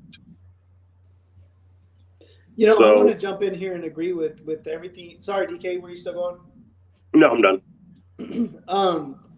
There was a statement that was made that was cringy for me because I think it was later on in the show where maybe it was Velvet that said, oh, well, Billy's idea of the war, what is it? The war neck or whatever the name is. What's it called? the three man Trios title? What is it? Trios title or 6-man title? No, remember don't you remember when they were talking about later in the show where they talk about the war thing? Yeah, the 6-man challenge or something like that. Yeah. So like it's Billy's idea. And it's like again, like I say this all the time, like saying it would be cool if should never outweigh it would be smart or fun or good if. Like it just seems like obviously statements like that to me show that really this is kind of like the brainchild of I don't call him William Patrick. I was a Smashing Pumpkins fan. I grew up in the 90s. So Billy Corgan, this just seems like his like play toy. So I'm not calling you William Patrick, bro. You don't pay me. You can block me. There's nothing you can do to me that I could give 2 cents about. So I call him William Patrick Corgan because I wasn't a Smashing Pumpkins fan. Man, I like Smashing Pumpkins. That's what makes it hard for me because I actually like Cherub Dreams? Some of their albums. Today is the great song. I'm sorry, but guitar is so good in that. Despite all your rage, you're both just a bunch of rats in a cage, honestly, in my opinion. But that's a great song. Hey-o. But hey, I don't know. Was there any more matches on this show? There was actually another really good match coming up. That if we're ready to get to, we'll get to. We saw the debut of Maddie Redikowski, and for those of you who are not familiar with the Texas wrestling scene, she's been tearing it up in Mission Pro, River City Wrestling. You might have seen her in AEW. Honestly, she's one of the names that I'm surprised didn't make it to the NWA sooner because of that connection with Mission Pro and the NWA for all that time with, they were kind of filtering Genocide and Kenzie Page. And then, of course, we finally got Maddie Redikowski, and she came out and she looked very, very good to me. I thought this was a very solid match that she had with Melina. They're still kind of pushing Melina as like this incredible Hulk, just you don't like her when she's angry. She really the match itself went back and forth, but Melina hulked up a few times and was basically was able to get the victory when she connected with her Melina leg drop. But to me, the story here was Maddie Redikowski. I think she might have a future with the NWA. That is, of course, if she isn't locked up by AEW sooner. Melina, this is the road to a Royal Rumble for Melina, and I don't know if she knew that she'd be heading there during these TV tapings, but she had a good match. I'm not trying to take anything away from Melina because I think it does take 2 to tango, and she looked good in this match to me, and I really feel like Melina has taken it to another level since she competed for that Women's World Championship against Camille. But this match to me was all about the debut of Maddie Redikowski, and hopefully we have more of her in the future. Jaden, you watched this match. What did you think? I personally liked Emily Ratajkowski better on The Big Bang Theory. I liked her voice better on that, and I thought she looked cuter in that. But as a wrestler, she was decent. I actually liked her. I think Melina needs to be wrestling more often because I did go back after this and I kind of remembered her being good. So I went back and watched when she was more active in the WWF and the WWE, and she was a lot better. I think what it is now is I think she needs to continuously be in there with somebody who wrestles very well and a bunch of variety of different people to do so, and it'll bring out maybe the back to where she was beforehand. But right now I think she was kind of a couple steps off, and I think this Emily Ratajkowski carried her. Okay. Kevin, what did you think of this match? I liked the new girl, Emma Janowakowski. Let's just call her Maddie. Make it easy on everyone. Maddie, her. I liked her. I thought she did pretty good. I thought there was a lot to like. You can tell she has a Texas wrestling style. Von Erich S. What's that? Von Erich S. I don't know if it's necessarily that. It's just there's just a certain like ambiance and je ne sais quoi. Yeah, you can just tell like just the things that you can tell she's been taught are certain things that, you know, just generally the people that she comes from, I know teach those things, and those are obvious things there. And if you're like, well, like what kind of stuff, it would probably be just that she had a good ring awareness, understood like ring positioning. Her stuff was a lot more deliberate. You know, stuff like that. Not a lot of convoluted stuff, not stuff that was really like super complicated, but well executed. And again, that all is just stuff that, you know, after hearing where she comes from, it kind of gives me this that's why I think I recognized it. It's just something you just kind of notice. I liked her. I thought she was good. I thought there was a lot there to be desired. I thought it wasn't one of Melina's better matches. Not to knock on her, like you guys know, like when she's good, I'll say she's good. When she's not, I'll say I don't think she was. I don't think she was bad in this match, but I just think, and I don't mean this to be, I don't care. I'm an old wrestler. Like there's just a time when your body is just not consistently going to be able to produce at the same level that it did. And it gets very hard to be able to tell when it's going to do what you want it to do and when it's not. And I think for her, just she isn't in a position where she really knows match to match what she's going to be able to like do. And I just think in this match, you could tell there was just, she was tired. She got a little bit worn out. But to your point, Jay, somebody that's really good, can still put together a good match. And when you're measuring it up against some of the stuff we saw later in the show, I mean, it's hard not to be better than some of the crap that got rolled out there later. So I thought it was decent. I was very impressed with the new girl. Yeah, actually, since you mentioned the Texas thing, she kind of reminded me of like the Mid-South version of Wendy Richter. Not the WWE stuff you see much later, but when the Mid-South, when she wrestled for the Bill Watts, how she had an attitude and a sass to her. That's what she kind of reminded me of. You know, another thing we're going to gloss over here a little bit, but still has to be recognized, is just how bad the announcing and play-by-play was on this. Oh, trust me, we were talking about that for a while. Throughout, the play-by-play was just distracting, and there was a point, and I don't remember exactly when it happened in the show, and Idol said something about he said something like whatever he calls himself, Billy, William, whatever, kind of like what Kevin just did. And Sky says, "Hey, watch it. He might fire you." And he goes, "I don't care if they fire me. I'm made of money." And I kind of feel like maybe that's what they're building to. Like they're going to fire him. Like he's getting worse and worse every week, that maybe they're doing this intentionally. Right. And I get it. Like, why would you sabotage your own product? Why would you make it worse when you can make it better? But I think they're going to build him up to fire him. And then whoever they bring in to replace him is already starting off on the right foot, because it's not Austin Idol. For months, maybe even a year, I thought this guy's pretty decent in the booth. I could get behind Austin Idol and Joe Galley as Bobby the Brain and Gorilla Monsoon, or maybe more Vince McMahon and Bobby the Brain. I don't know. But it had that kind of feel to it. This is not that. This is awful. This is just the absolute drizzling shits.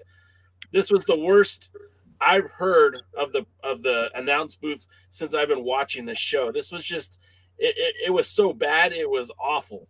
Well, you kind of stole my thunder here, because I was going to get into the announcing with this particular match, but just so I can get my quick thoughts in on the match itself. I'm sorry, DK. I agree that Maddie was the better performer in this thing, and I enjoyed her, and I want to see more of her. She's somebody I like to see built up. Jaden, I don't think Melina's ever going to be what she was. She's in her early 40s. She's been injured a lot. And one of the reasons that she hasn't wrestled as much. And, I think Kevin said it best. I think there just comes a point where you notice it more in the real combat sports, with boxing and stuff like that. But, there comes a moment when they just can't do it anymore, even if they try. We saw with the Vander Holyfield stuff with Livingstone Bramble in the lightweight division, Lloyd Hunnigan in the welterweight division. Just these intimidating guys that, you never thought would ever lose and would, retire on top. And even with Mike Tyson at the end, I mean, just they can't do it anymore. And Molina still has the ability from time to time to put on some really good matches. And this was solid. I mean, I like that word. It was solid. There are a couple of sloppy spots that probably had more to do with Molina not being in the right place. But, I don't know how much longer she's going to be able to do this on any type of regular basis. And they need to start working her out of the top of the women's stuff. And she needs to be used more to put over younger people from time to time, instead of being, I should be the number one contender forever just because of everything I've done. But getting back to the commentary, I don't remember who was said it earlier in the thing, may have been Willie, but somebody pointed out that the only drunk that they liked was Otis and Andy Griffith because he was funny. And this show, more than ever, Austin Idol was the loudest, most obnoxious, horrible. I mean, for the first time, I felt bad for Velvet. And normally she annoys me as much as he does because they pick at it. But he was so bad in this show. I mean, literally making it all about himself. 100%. He did almost nothing to even put over his own people. It was all about him. He was so loud. And he sounded just like the drunk uncle. Not that I ever had one. But, on TV or the movies or whatever, the drunk, obnoxious uncle who, especially in the dramedy ones, is, it's funny until it's just so sad. And that's the way this was. It was like, it was no longer any pretense of being funny.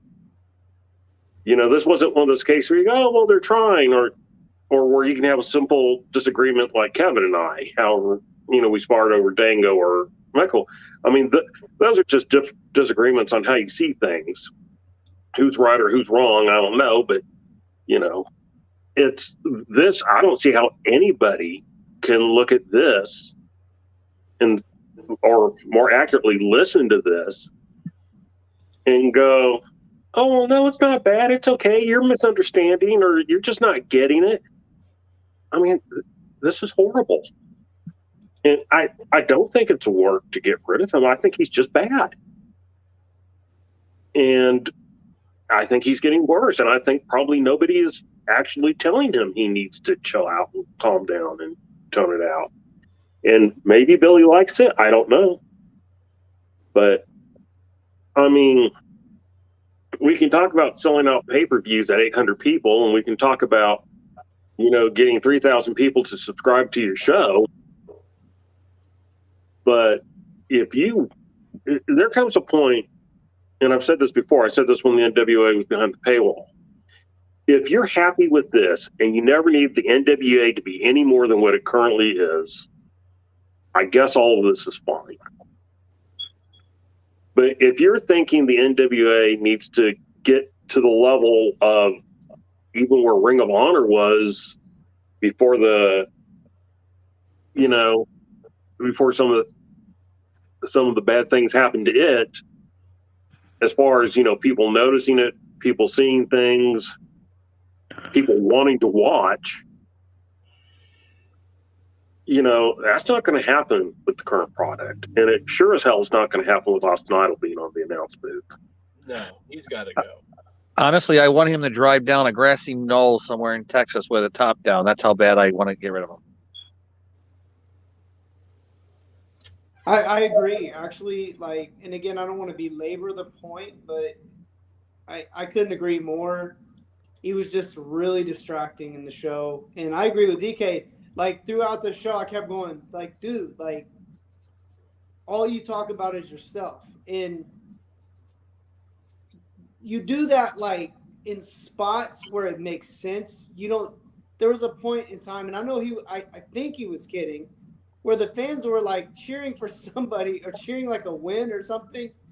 And he goes, "That's for me." And I'm going, you just sound stupid. You know, you just sound dumb. And really, like, Velvet and him both they could do so much better with less. Like, they could just have, like, Joe Galley. And I'm not even a big Joe Galley fan, but I'd rather him just sitting there talking. Gosh, guys, y'all remember how good? Does it make you remember how good Stu Bennett was? Stu Bennett was great. And obviously I'm happy for him where he's gone on to. But, man, he's the kind of announcer that you need that can really give, like, that heel side without making it feel cheesy. And a character like a Stu Bennett and a Joe Galley, that's really all you need. The rest of it, you could just trash it. Anyway, we can probably move on. I'm done.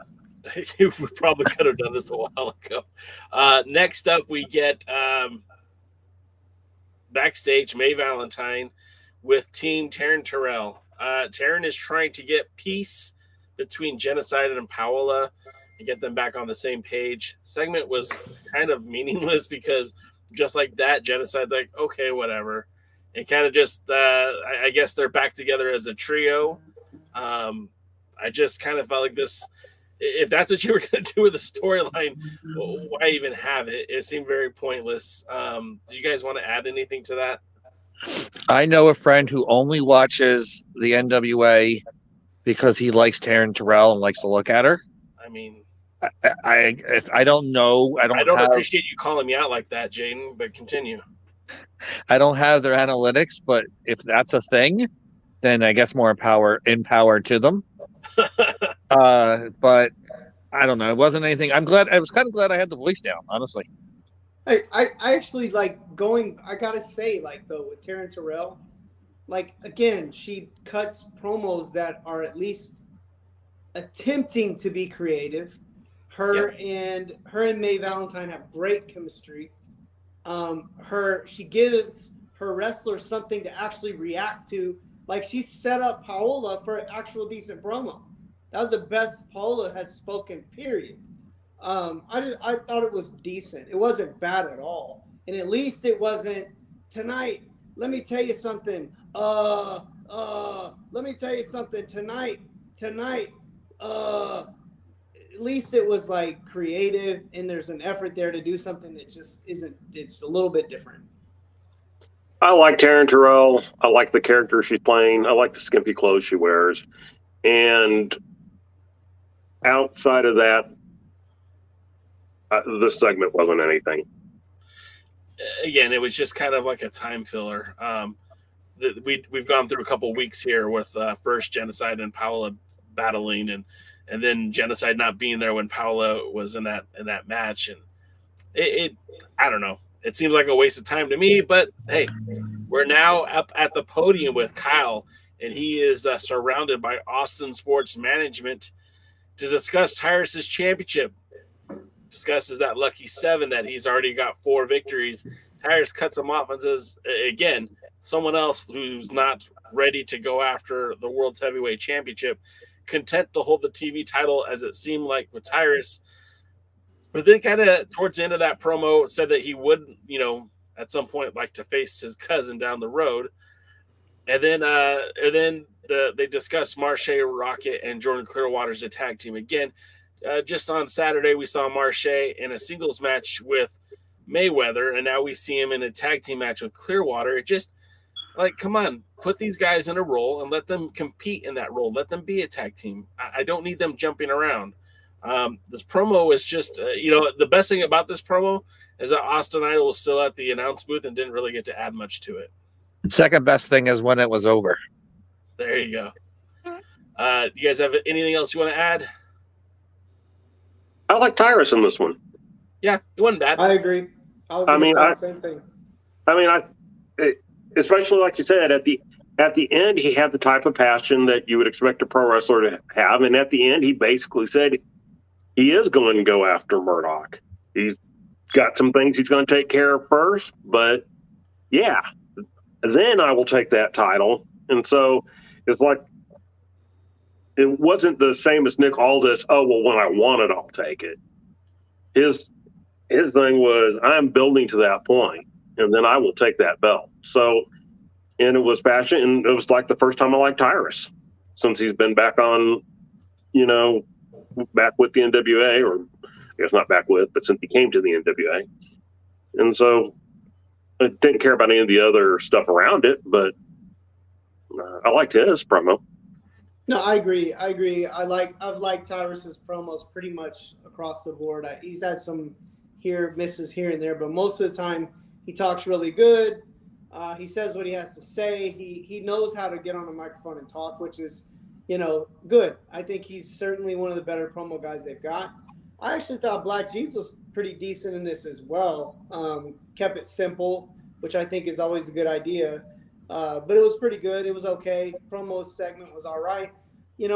One thing I don't like which I found Mike Knox doing the same thing, is like them being all over Kyle. Give it a rest, quit. We saw it a little bit. It's funny, like every now and then, but just stop. Now we got Knox doing the same thing, so just quit. I actually was talking to somebody else I know who their first couple NWA things was watching this week's both their episodes, and when Black Cheese when Sabian was on the thing, he asked me, when did Kevin Hart join the NWA? Well, it would actually be a compliment because I like Kevin Hart. He's funny. Yeah, Kevin Hart's funny. Got a great first name. Yeah. Despite his first name, he's funny. I don't know. The promo was all right with me. I can't get over my dislike of Tyrus. I don't want to wrestle. Yeah, that's it. I think someone needs to call his mama, and he needs to go home somewhere and never come back. Let's go to the next segment, which is the Dirty Sexy Boys. Now, earlier we forgot to mention that they said that they would take on all three members of Ill Begotten, and at the time it was a little odd because the newest member clarified and said, any three of us, any combination? And they said, yeah, because we all thought the same thing. There's only three members. But turns out they went into business for themselves and hired the Fixers to be a part of this match. So instead of it being Yuma and the new guy, whose name escapes me for the moment, we got Rush Freeman and the Fixers, which is Wrecking Ball Legursky and Jay Bradley. And mostly this was a Jay Bradley and Wrecking Ball Legursky match versus the DSBs. Not a whole lot going on in this match. The DSBs take the loss. The Fixers basically get the win towards the end of the match. Rush Freeman pulls out some cash, pays off the Fixers. They take off, and the Ill Begotten win. And Captain Yuma looked mightily disappointed. Kevin, tell me about this, brother. What'd you think? I was happy to see the Fixers. I thought the match was decent. Again, it was one of those matches that didn't feel like it took itself too serious enough, but also too, like, the announcing was god awful. Really distracted from the match. Like really it did. Like, it really actually took away from the match. Idol and Velvet talking about Dango's hips. There's a creative and funny way to do that, and then there's a way that's just kind of weird, and not weird like Dango is weird, but like weird, like not trying to be weird as where he's trying to be weird. Wasn't a huge fan of the finish just because I felt like they kind of JTG and Dango are a pretty interesting team and they have some credibility behind them. They would be good to me. They would be a good, credible contenders for the title, and they kind of just lost that. If they're gonna do this and they're gonna have the Fixers go over this dominantly, as far as Ike was concerned, they need to be winning the titles or in the title picture like right now. And I wouldn't have a problem with them as tag champs, being honest. I like the Fixers a lot. And I like the swerve. I thought the swerve was good. I enjoyed that. That was actually pretty decent storytelling. They kind of this is a good kind of storytelling. They foreshadowed, but you didn't really know. You knew they were going to do something. You just didn't know what it was they were going to do, and what they did was actually pretty good. So I thought that the whole thing was pretty good. But again, it was still kind of a comedy thing, and the announcing really just drug it down. DK, your thoughts? Yeah, I mean, let's take personality and voices and that type of stuff kind of out of it for a second. They bring out Dango and JTG at the pay-per-view, point to the world champions, make it look like, hey, these are the guys that are going to be, that we're going to be building to challenge for the world titles. And they're currently 1 and 2 in tag team matches. Yeah, even though this was supposedly a handicap match, I'm going to count it basically as a tag team match because really it was. It was the Fixers versus the Dirty Sexy Boys. And, the Fixers beat them so badly. Beat them up so badly. I don't remember who took the pin. Dango. Was Dango. Okay. I was going to say, I don't remember who took it, and it doesn't matter. They beat him up so badly that after he was beat up and left lying in the ring, the Fixers were able to go demand their money, get paid, walk out, and leave. And still the ill-begotten got the pin. And it was just like, well, we know Billy hates tag teams, and this is just another one of those things that's like, go ahead, kill the guys that you were trying to, at one point you were trying to say, these are guys that are going to be challenging for the world title here, tag team title here soon. Well, I hope not. Now, if I can play imaginary booker, there's just one small thing I would have done different. I would have tagged in the ill-begotten guy to get the pin. And then when they demanded their money, have him not have it with them because, why are you taking money into the ring? And then have the Fixers beat them up. That's one small booking change I'll make. And I don't know, Jaden. I kind of enjoyed watching the APA versus Kai tie in this match. I'm new to the NWA, so I need help with this. Well, I'm new to this redone of the NWA. I thought the Fixers were heels. I thought they were villains. I thought Dirty Dango and JTG were heels, and yet they were in a handicap match against. Are they the baby faces because it's 2 against 1, but then they got beat up because they're heels. I don't get it. It's convoluted and kind of stupid. And again, you got 2 talented wrestlers, even though I don't think they're being presented right. I think, you know what? This will be perfect. This is how you get Velvet Sky to be their manager, because then she fixes this. And then, they're obviously, I don't think they thought of this. I'm just coming off stuff on top of my head. This is how Velvet Sky gets out of the broadcast booth, becomes their manager, makes them a serious tag team, and then they win the tag belts, and then they have immediate challenger against the Fixers. Built up storyline on there. Okay. guys, I just rewrote your program for you, and you don't even have to pay me. But if you want to pay me, I could do it a lot better. Still, you got something now because I don't know. It was just let's throw a bunch of shit against the wall and see what sticks. When you do that, you still got shit against the wall. So that's what we have here. But to answer your question on faces and heels, NWA has some faces and they have some heels, but they also do a lot of the AEW, which is where I see it most, and some WWE now are doing a lot, where they're basically people are faces and heels based on what role they need to play in any given show.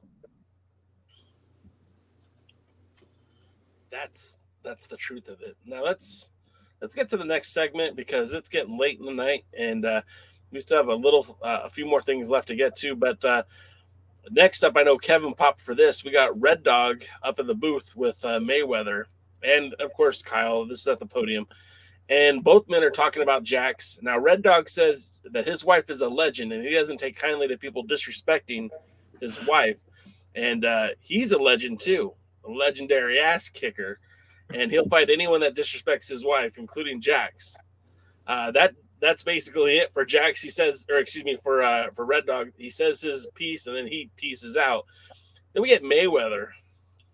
Well, it goes off the rails here. Mayweather speaking about how Mims isn't right and he blames Jax. And to end this segment, then Jax ends up, a fan ends up coming to the podium. And he wants to take a selfie with the former Crimson, only to reveal that this is an attorney and Jax Dane has filed a restraining order against Mayweather, and Mayweather just got served. Now, this started out really, really good because I was excited to see more Rodney in the NWA. I'd like to see him and Jax Dane have a match. I think that would be a lot of fun. But outside of this, the rest of this segment didn't do much for me. What did it do for you, Jaden? Red Dog can cut a promo, and I liked it. And I liked Red Dog since I seen him with the old NWA Southwest. Yeah, the NWA Southwest promotion. I liked him then. I loved him in Ohio Valley when he was tag teaming with Shelton Benjamin. They had a great chemistry as a tag team right there. And I thought he was okay in the WWE. Could have been used better. I think the Bruce Tharp, regime used them a lot better than anybody else in the NWA has. And I think I would love to see him versus Jax Dane. I like to see two guys beat the crap out of each other when it's I love King Kong versus Godzilla. I loved Pacific Rim watching these robots fight these giant monsters, and that's what it's like. Two monsters fighting each other. I want to see that. DK, what were your thoughts? Hey, I'm basically going to agree with Jaden on that, and then I'm going to show yourself after agree with me. Oh my God! Yeah, I know it happens every now and again. Not as often as, I agree with you more than I do Kevin. But in this particular case, I'm going to bow to Kevin, and since he knows the guy's a lot better, so Mr. Frazier. I think when you look at Rodney's promo, I think he was to the point. He didn't drag on at all, and he said stuff that rhymed. It just felt like pro wrestling to me. Like that's what I think of. It's just like that's how wrestling should be. It shouldn't be and DK, this is really not a shot at you, I swear. But it shouldn't just be some regular guy talking. And it was really anticlimactic when he comes out there and cuts this, wasn't the greatest promo you'll ever hear or anything like that, but it was like a pro wrestling promo. It was original. He said what he needed to say. He said it with some style, and it matched up with who he was. And then you have Mayweather come out there, and he just talks. He's just talking. And it just, like I said, it's like, do these guys even think? Let me ask you a question, Jay or Jade or both. Could you tell that Rodney thought about what he was going to say before he said it? Could you tell that there was some pre-thought, like he was going out there, he knew what he wanted to say. He maybe even rehearsed it a little bit, had a plan when he went out there. And then when he did go out there and say what he had to say, it actually came across like what he was trying to say and you got the point? I don't know if he wanted to like if he thought about what he was going to say. I don't think he rehearsed it. I think he went out there with a purpose, and that was the defining point. He had a purpose, what he was going to accomplish.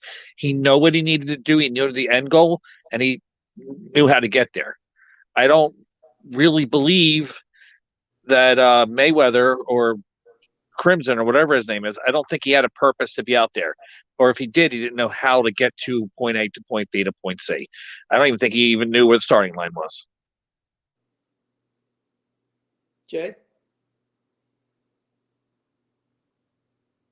Can't hear you, Jay. Is it me? This is the best Jay's ever sounded. Okay. Accidentally muted. I think what I felt about this moment is that you had when you have Mayweather out there, he sounded like he got lost in his own thoughts. And like you said, if he didn't rehearse it, he certainly if he did rehearse it, he didn't do a good job of it. I feel like when you heard Rodney speak, he was speaking from the heart, and therefore he didn't really have to rehearse it. You know what I mean? Like, it felt real. With Mayweather, it felt like he's playing a character.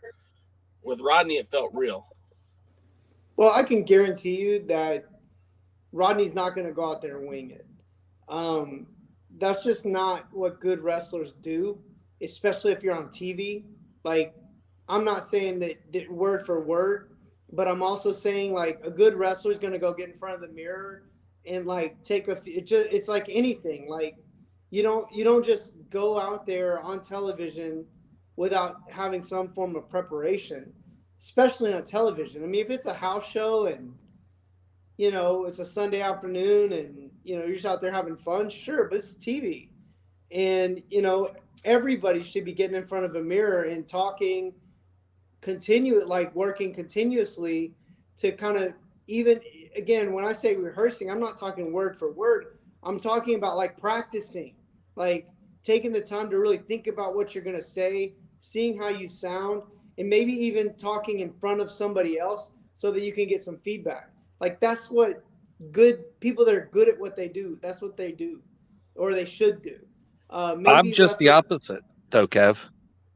I'm just the opposite. That are good at what they do. Oh, you said I'm not good at what I do. I got it. No, but seriously, when I think about what I'm going to say, that's when I have a more stuttered and more. I take my time and put words on see what I'm doing right now. I'm trying to think what I'm going to say, and I don't do it. When I just let the asshole come out, I'm a lot better on my promos. Sure. Well, again, some people have it one way. Some people could do it that way. Some people can't. I'm going to split between the two of you and go, you have to do what works right for you. And some people can, fly by the seat of their pants, and some people need to do the rehearsing. But I think the key is that you have to have an idea of what you're going to say. In this particular case, because it was TV and because he was out there for a specific reason and to address a specific thing, I don't doubt, like Kevin said, that, Rodney had in his mind what he was going to say. Don't know that he stood in front of a mirror. He may or may not have. He may or may not have practiced, with jazz or whatever. But he at least had the concept. And again, veteran, Rodney's been around a long, long time. He's to the point now where he knows how he needs to say things. Rodney can go out there and howl sometimes. And Rodney can go out there and be, worked up. And, that didn't call for this. He was out there and he was serious. He was the most serious male on the show. Maybe the most serious wrestler on the show. But he was out there. He was serious. He had something to say. He said it. And we moved to garbage. And, it was good to see that. It's just a shame it had to be contrasted so badly with a comedy BS. So that takes us to the Team War announcement. And I watched this a couple times, and I still don't know 100% what the hell this is. Essentially, there's going to be teams of 3, and we kind of already had hints at that because we saw the End pair up with Jack Stain. We have La Rebellion teaming up with Homicide. The Ill Begotten has a third member. Marche Rocket has joined the Austin Idol Sports Management Church Money Enterprise, whatever the hell you want to call it. So it seems like the collective has been gaining momentum to add a third member to existing stables. Maybe we'll get the Strictly Business adding somebody else to their team. But essentially what I got out of it is that there'll be multiple matches, singles tags, 6-man tags, 4-ways, and matches that'll involve stipulations like being eliminated by pinfall, submission, or even thrown over the top rope. Basically, what it sounds like to me is that they don't really even know for sure when they made this announcement what this is going to be. But the winner will get $30,000. I did like how they did the team challenge last season or 2 seasons ago, whatever it was. I didn't like this. I don't know what this is. I need it to be explained to me further. But as of right now, I'm not into it. I think based on what I've heard, it's going to be 6-man tag team matches, elimination style. And you can be eliminated by being thrown over the top rope or something like that. And it's going to be kind of tournament based in that the winners will, winners of match A and B will face the winners of match C and D. And I don't remember how many teams are in it or anything like that. But it just sounded like, yeah, basically it's 6-man tag team match with battle royal rules type thing. It didn't make a whole lot of sense. I didn't like the team challenge, honestly. Yeah. And I dislike this even more. I'm glad they're bringing back the team challenge series. I hope the Slaughter's Marauders come back, and Larry's Legends and Baron's Blitzers, and we get to see the turkey match again, and the football match, and wait, I have to ask you a question, Jaden. Didn't Slaughter's Marauders end up getting taken over by Don Kernodle? And didn't he take over the? No, it was Colonel De Beers. Colonel De Beers. Yeah, but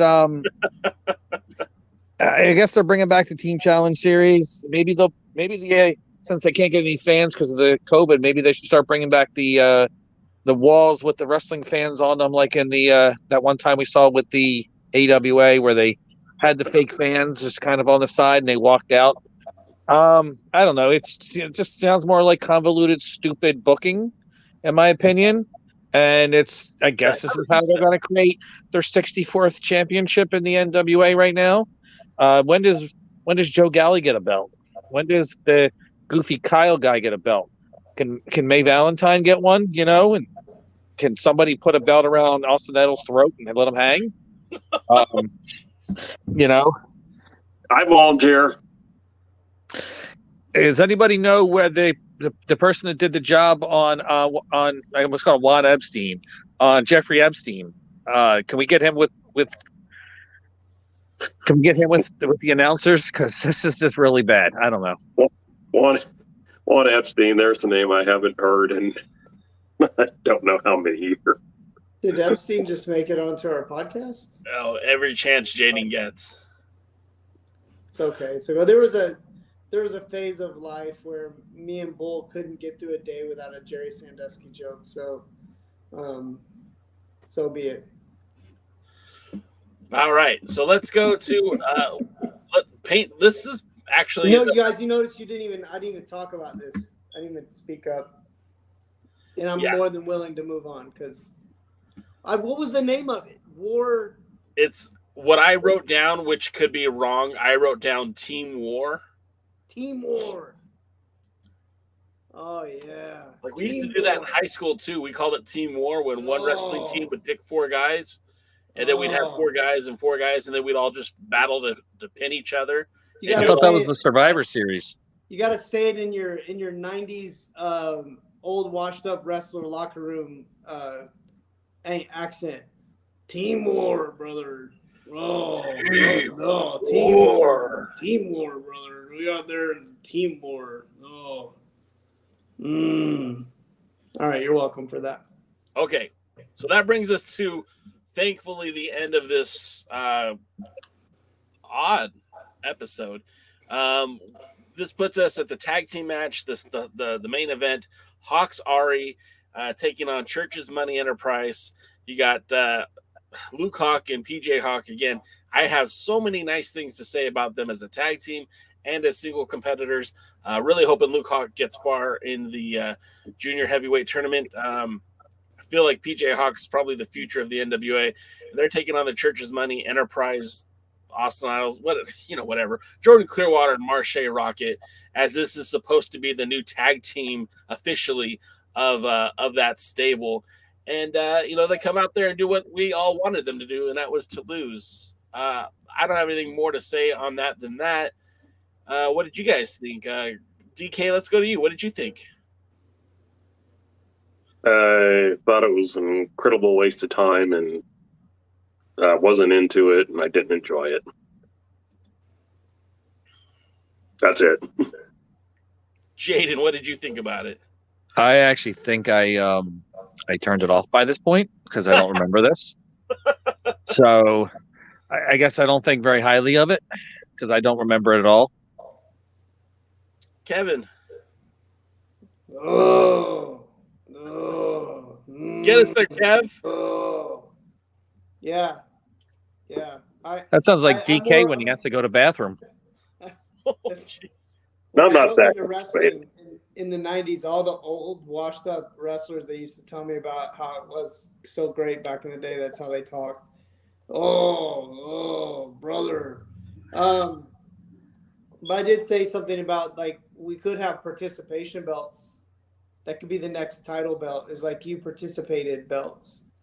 So that's my last edition. Yeah, I felt like by the time they got to this point in the show, it just kind of like, really kind of took a nosedive. It just wasn't very good, man. Like,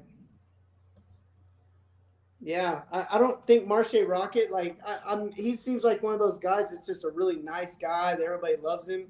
So they just, like, give him chance after chance after chance, and he's just not good. He's never going to be good. Kind of sad to see Luke and the young guy, his son. I can't believe right now it's too late. PJ. Kind of sad to see them get a main event in a match that really was such a sideshow. And I think this is the situation they've created with the Austin Idol thing. It just the whole stable and the whole story is kind of crappy. And I think, a guy like Tyrus could actually stand on his own, doesn't even need any of that. Jordan Clearwater could stand on his own. Marche Rocket could go back to setting up the ring. You could put Black G's with Clearwater, and I think they'd be all right together as a little tandem. Black G's is okay on the mic. He shouldn't be wrestling. Kind of sad to see it, and but was happy that who got the pin? Didn't PJ get the pin? Now I don't even remember. I don't remember, but I'll give them credit that the right team won. Yeah, PJ got the pin because I think they hit their double move. Luke went for the pin. They're like, "You're not the legal man," which the first time all night the ref actually did his job, and then they switched out. So yeah. So James H. Jackson sums it up. So you're saying you don't want to see Marche all day? No, the most entertaining Marche has been when somebody else was talking about him, like when Black Cheese was talking about him. I was like, wow, that's the most entertaining Marche's been, and it's because somebody else is talking about him. I like Marche and Boogie when they were a tag team. You like Boogie? He's not my wrestler. I'm sorry. Marche. I just don't think he's got that. I agree with Kevin. I don't think he needs to be in the ring. I think there's probably better guys that they should be putting in the ring than Marche Rocket. So I agree with Kevin on that. He just doesn't do it for me. Maybe it's the 3 or 4 inches that hang over his trunks. But I don't know. I guess we're gonna have to cancel that Marche interview. Thanks, anyways.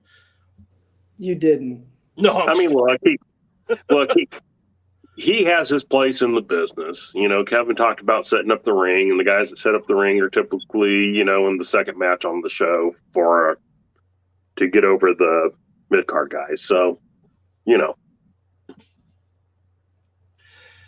Jaden, I heard your friends over at Dangerous Adrenaline Wrestling Gladiators are putting on a show very, very soon.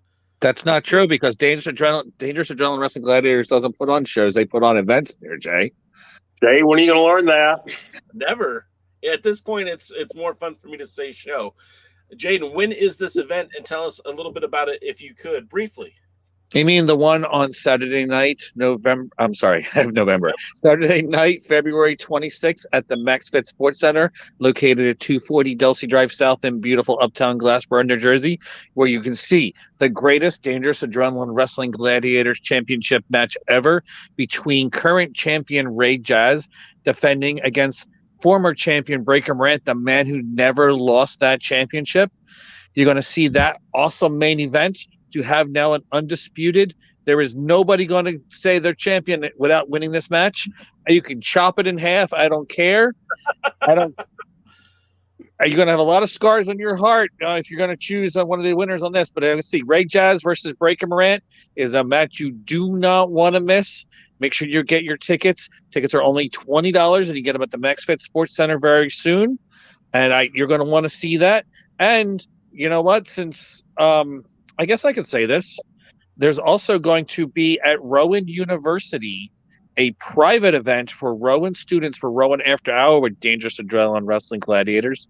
And there's going to be a former WWE superstar who I cannot announce because he's technically still under contract. But if you've been paying attention, on February 2nd, this big cat will be free. And he'll be part of the Dangerous Adrenaline Wrestling Gladiators, bringing all that gold and talent. You can see him on February 2nd for the Rowan University at the pit in the Rowan Student Center. You'll also see for the Dangerous Adrenaline Wrestling Gladiators Heavyweight Championship, Ray Jazz defending against Richard Holiday of MLW. And there's going to be a lot of great wrestlers. The WWGP champion Chris Steeler is going to be defending his championship. The Dangerous Adrenaline Wrestling Gladiators tag team champions, the Brick City Boys, are going to be defending against Primal Fear. Currently, you've seen most recently a Ring of Honor. There's a lot of great championship wrestlers and a lot of talented superstars. And Daredevil Dave Dahl will be there. Not here. You can see that. Well, you know what? As much as I make fun of Dave Dahl, I'd rather see him than Austin Idol. Or half of the wrestlers in the NWA right now. And you can see that guy from space. But anyway, so you get two events. If you're at Rowan University, it's free for Rowan students. If you're not a Rowan student, sign up because it's worth going to be seeing this card alone. And then after that, you can go on February 26th to the MaxFit Sports Center and see Breaker Morant, Ray Jazz for the undisputed Dangerous Adrenaline Wrestling Gladiators Championship. Nice. Awesome. Since we are wrapping up the show, DCam, how can folks follow you on socials? Well, they can follow me for wrestling on at DKMFWTX. You get my wrestling things, but hey, I want to give Jaden a little bit of competition. I don't have as much to announce as he does, but I can say that on March 31st, WrestleMania weekend, Thursday of it, after a 4-year absence and 6 years since their Parade of Champions shows, Iconic Heroes of Wrestling Excellence is returning to Fort Worth, where the West begins, and they'll be holding a show back at the Ridgeland Theater. So they had about 450 people there last time, maybe more, and we're hoping to pack the place out again. Ridgeland's in the Camp Bowie district of Fort Worth. It's 10 minutes from downtown Sundance Square, 10 minutes from the Cultural District, in about 20 minutes from the stockyards. So for all the people coming to the Metroplex for WrestleMania weekend, come spend a day in the best half of the Metroplex, Fort Worth, see the sights, and then come see one of the top indie wrestling shows in the Metroplex. We will see the return of not only iconic heroes of wrestling excellence that evening, but we'll also in the afternoon be seeing the return of insane hardcore wrestling, which not something I'm necessarily the biggest fan of, but I think that this isn't going to be as insane as some of the stuff that's out there these days. Both shows are only going to have about 5 matches, so come spend the day. There'll be time in between. There'll be a meet and greet. You'll be able to see a lot in Fort Worth, where the West begins. Damn, that was the best promo I've ever seen you cut, DK. Maybe you shouldn't prepare them ahead of time. Maybe you should just do that from every show. Hey, Yeah, Kevin, I didn't prepare that at all. Kevin, you're on mute. So quick trivia question. DK, J Cal, Jaden, what wrestling promotion did Kevin Douglas have his very first professional wrestling match at? Oh, I actually don't know. I would say PCW. Okay, not Kevin Douglas. Me, myself. Kevin. Let's just say that. What wrestling promotion did I have my very first pro wrestling match with? I would say one of the early versions of IHW, whatever. Yes, sir. IHWE was the very first. It was called IHW. It was the very first place I ever wrestled. So the place that DK is talking about is the place where actually I broke in for my first wrestling matches. So pretty cool that you guys are doing that out there. I used to live off of Camp Bowie, 5 minutes down the street from the Ridgely Theater. I grew up across the street from the Ridgely Theater. Really cool place for a wrestling event. So, I second that, DK. I know a lot of my friends are going to be on that show, at least a lot of people I know will be a part of that. So if you guys are in Texas, go show some love to my people out there. And no one puts on a show quite like Texans do. It's kind of interesting how it all ties together, right? Kev's been on one of those Dangerous Adrenaline Wrestling Gladiator shows. Kev has been on one of those insane hardcore wrestling shows. Just all ties together. Funny how that works. Y'all, do you want to know about my very first insane hardcore wrestling show? This is my very first pro wrestling show I was ever on. Wait. Let's tease it and do it next week. We'll start the show with it. Okay, sounds great. We'll talk about it next time. How can they follow you on the socials, Kev? Right down here, Kevin Lee Frazier. You can just type that in on your Twitter or on your Instagram. You can also find Kevin Doug. Just search Kevin Douglas in wrestling on YouTube and enjoy yourself.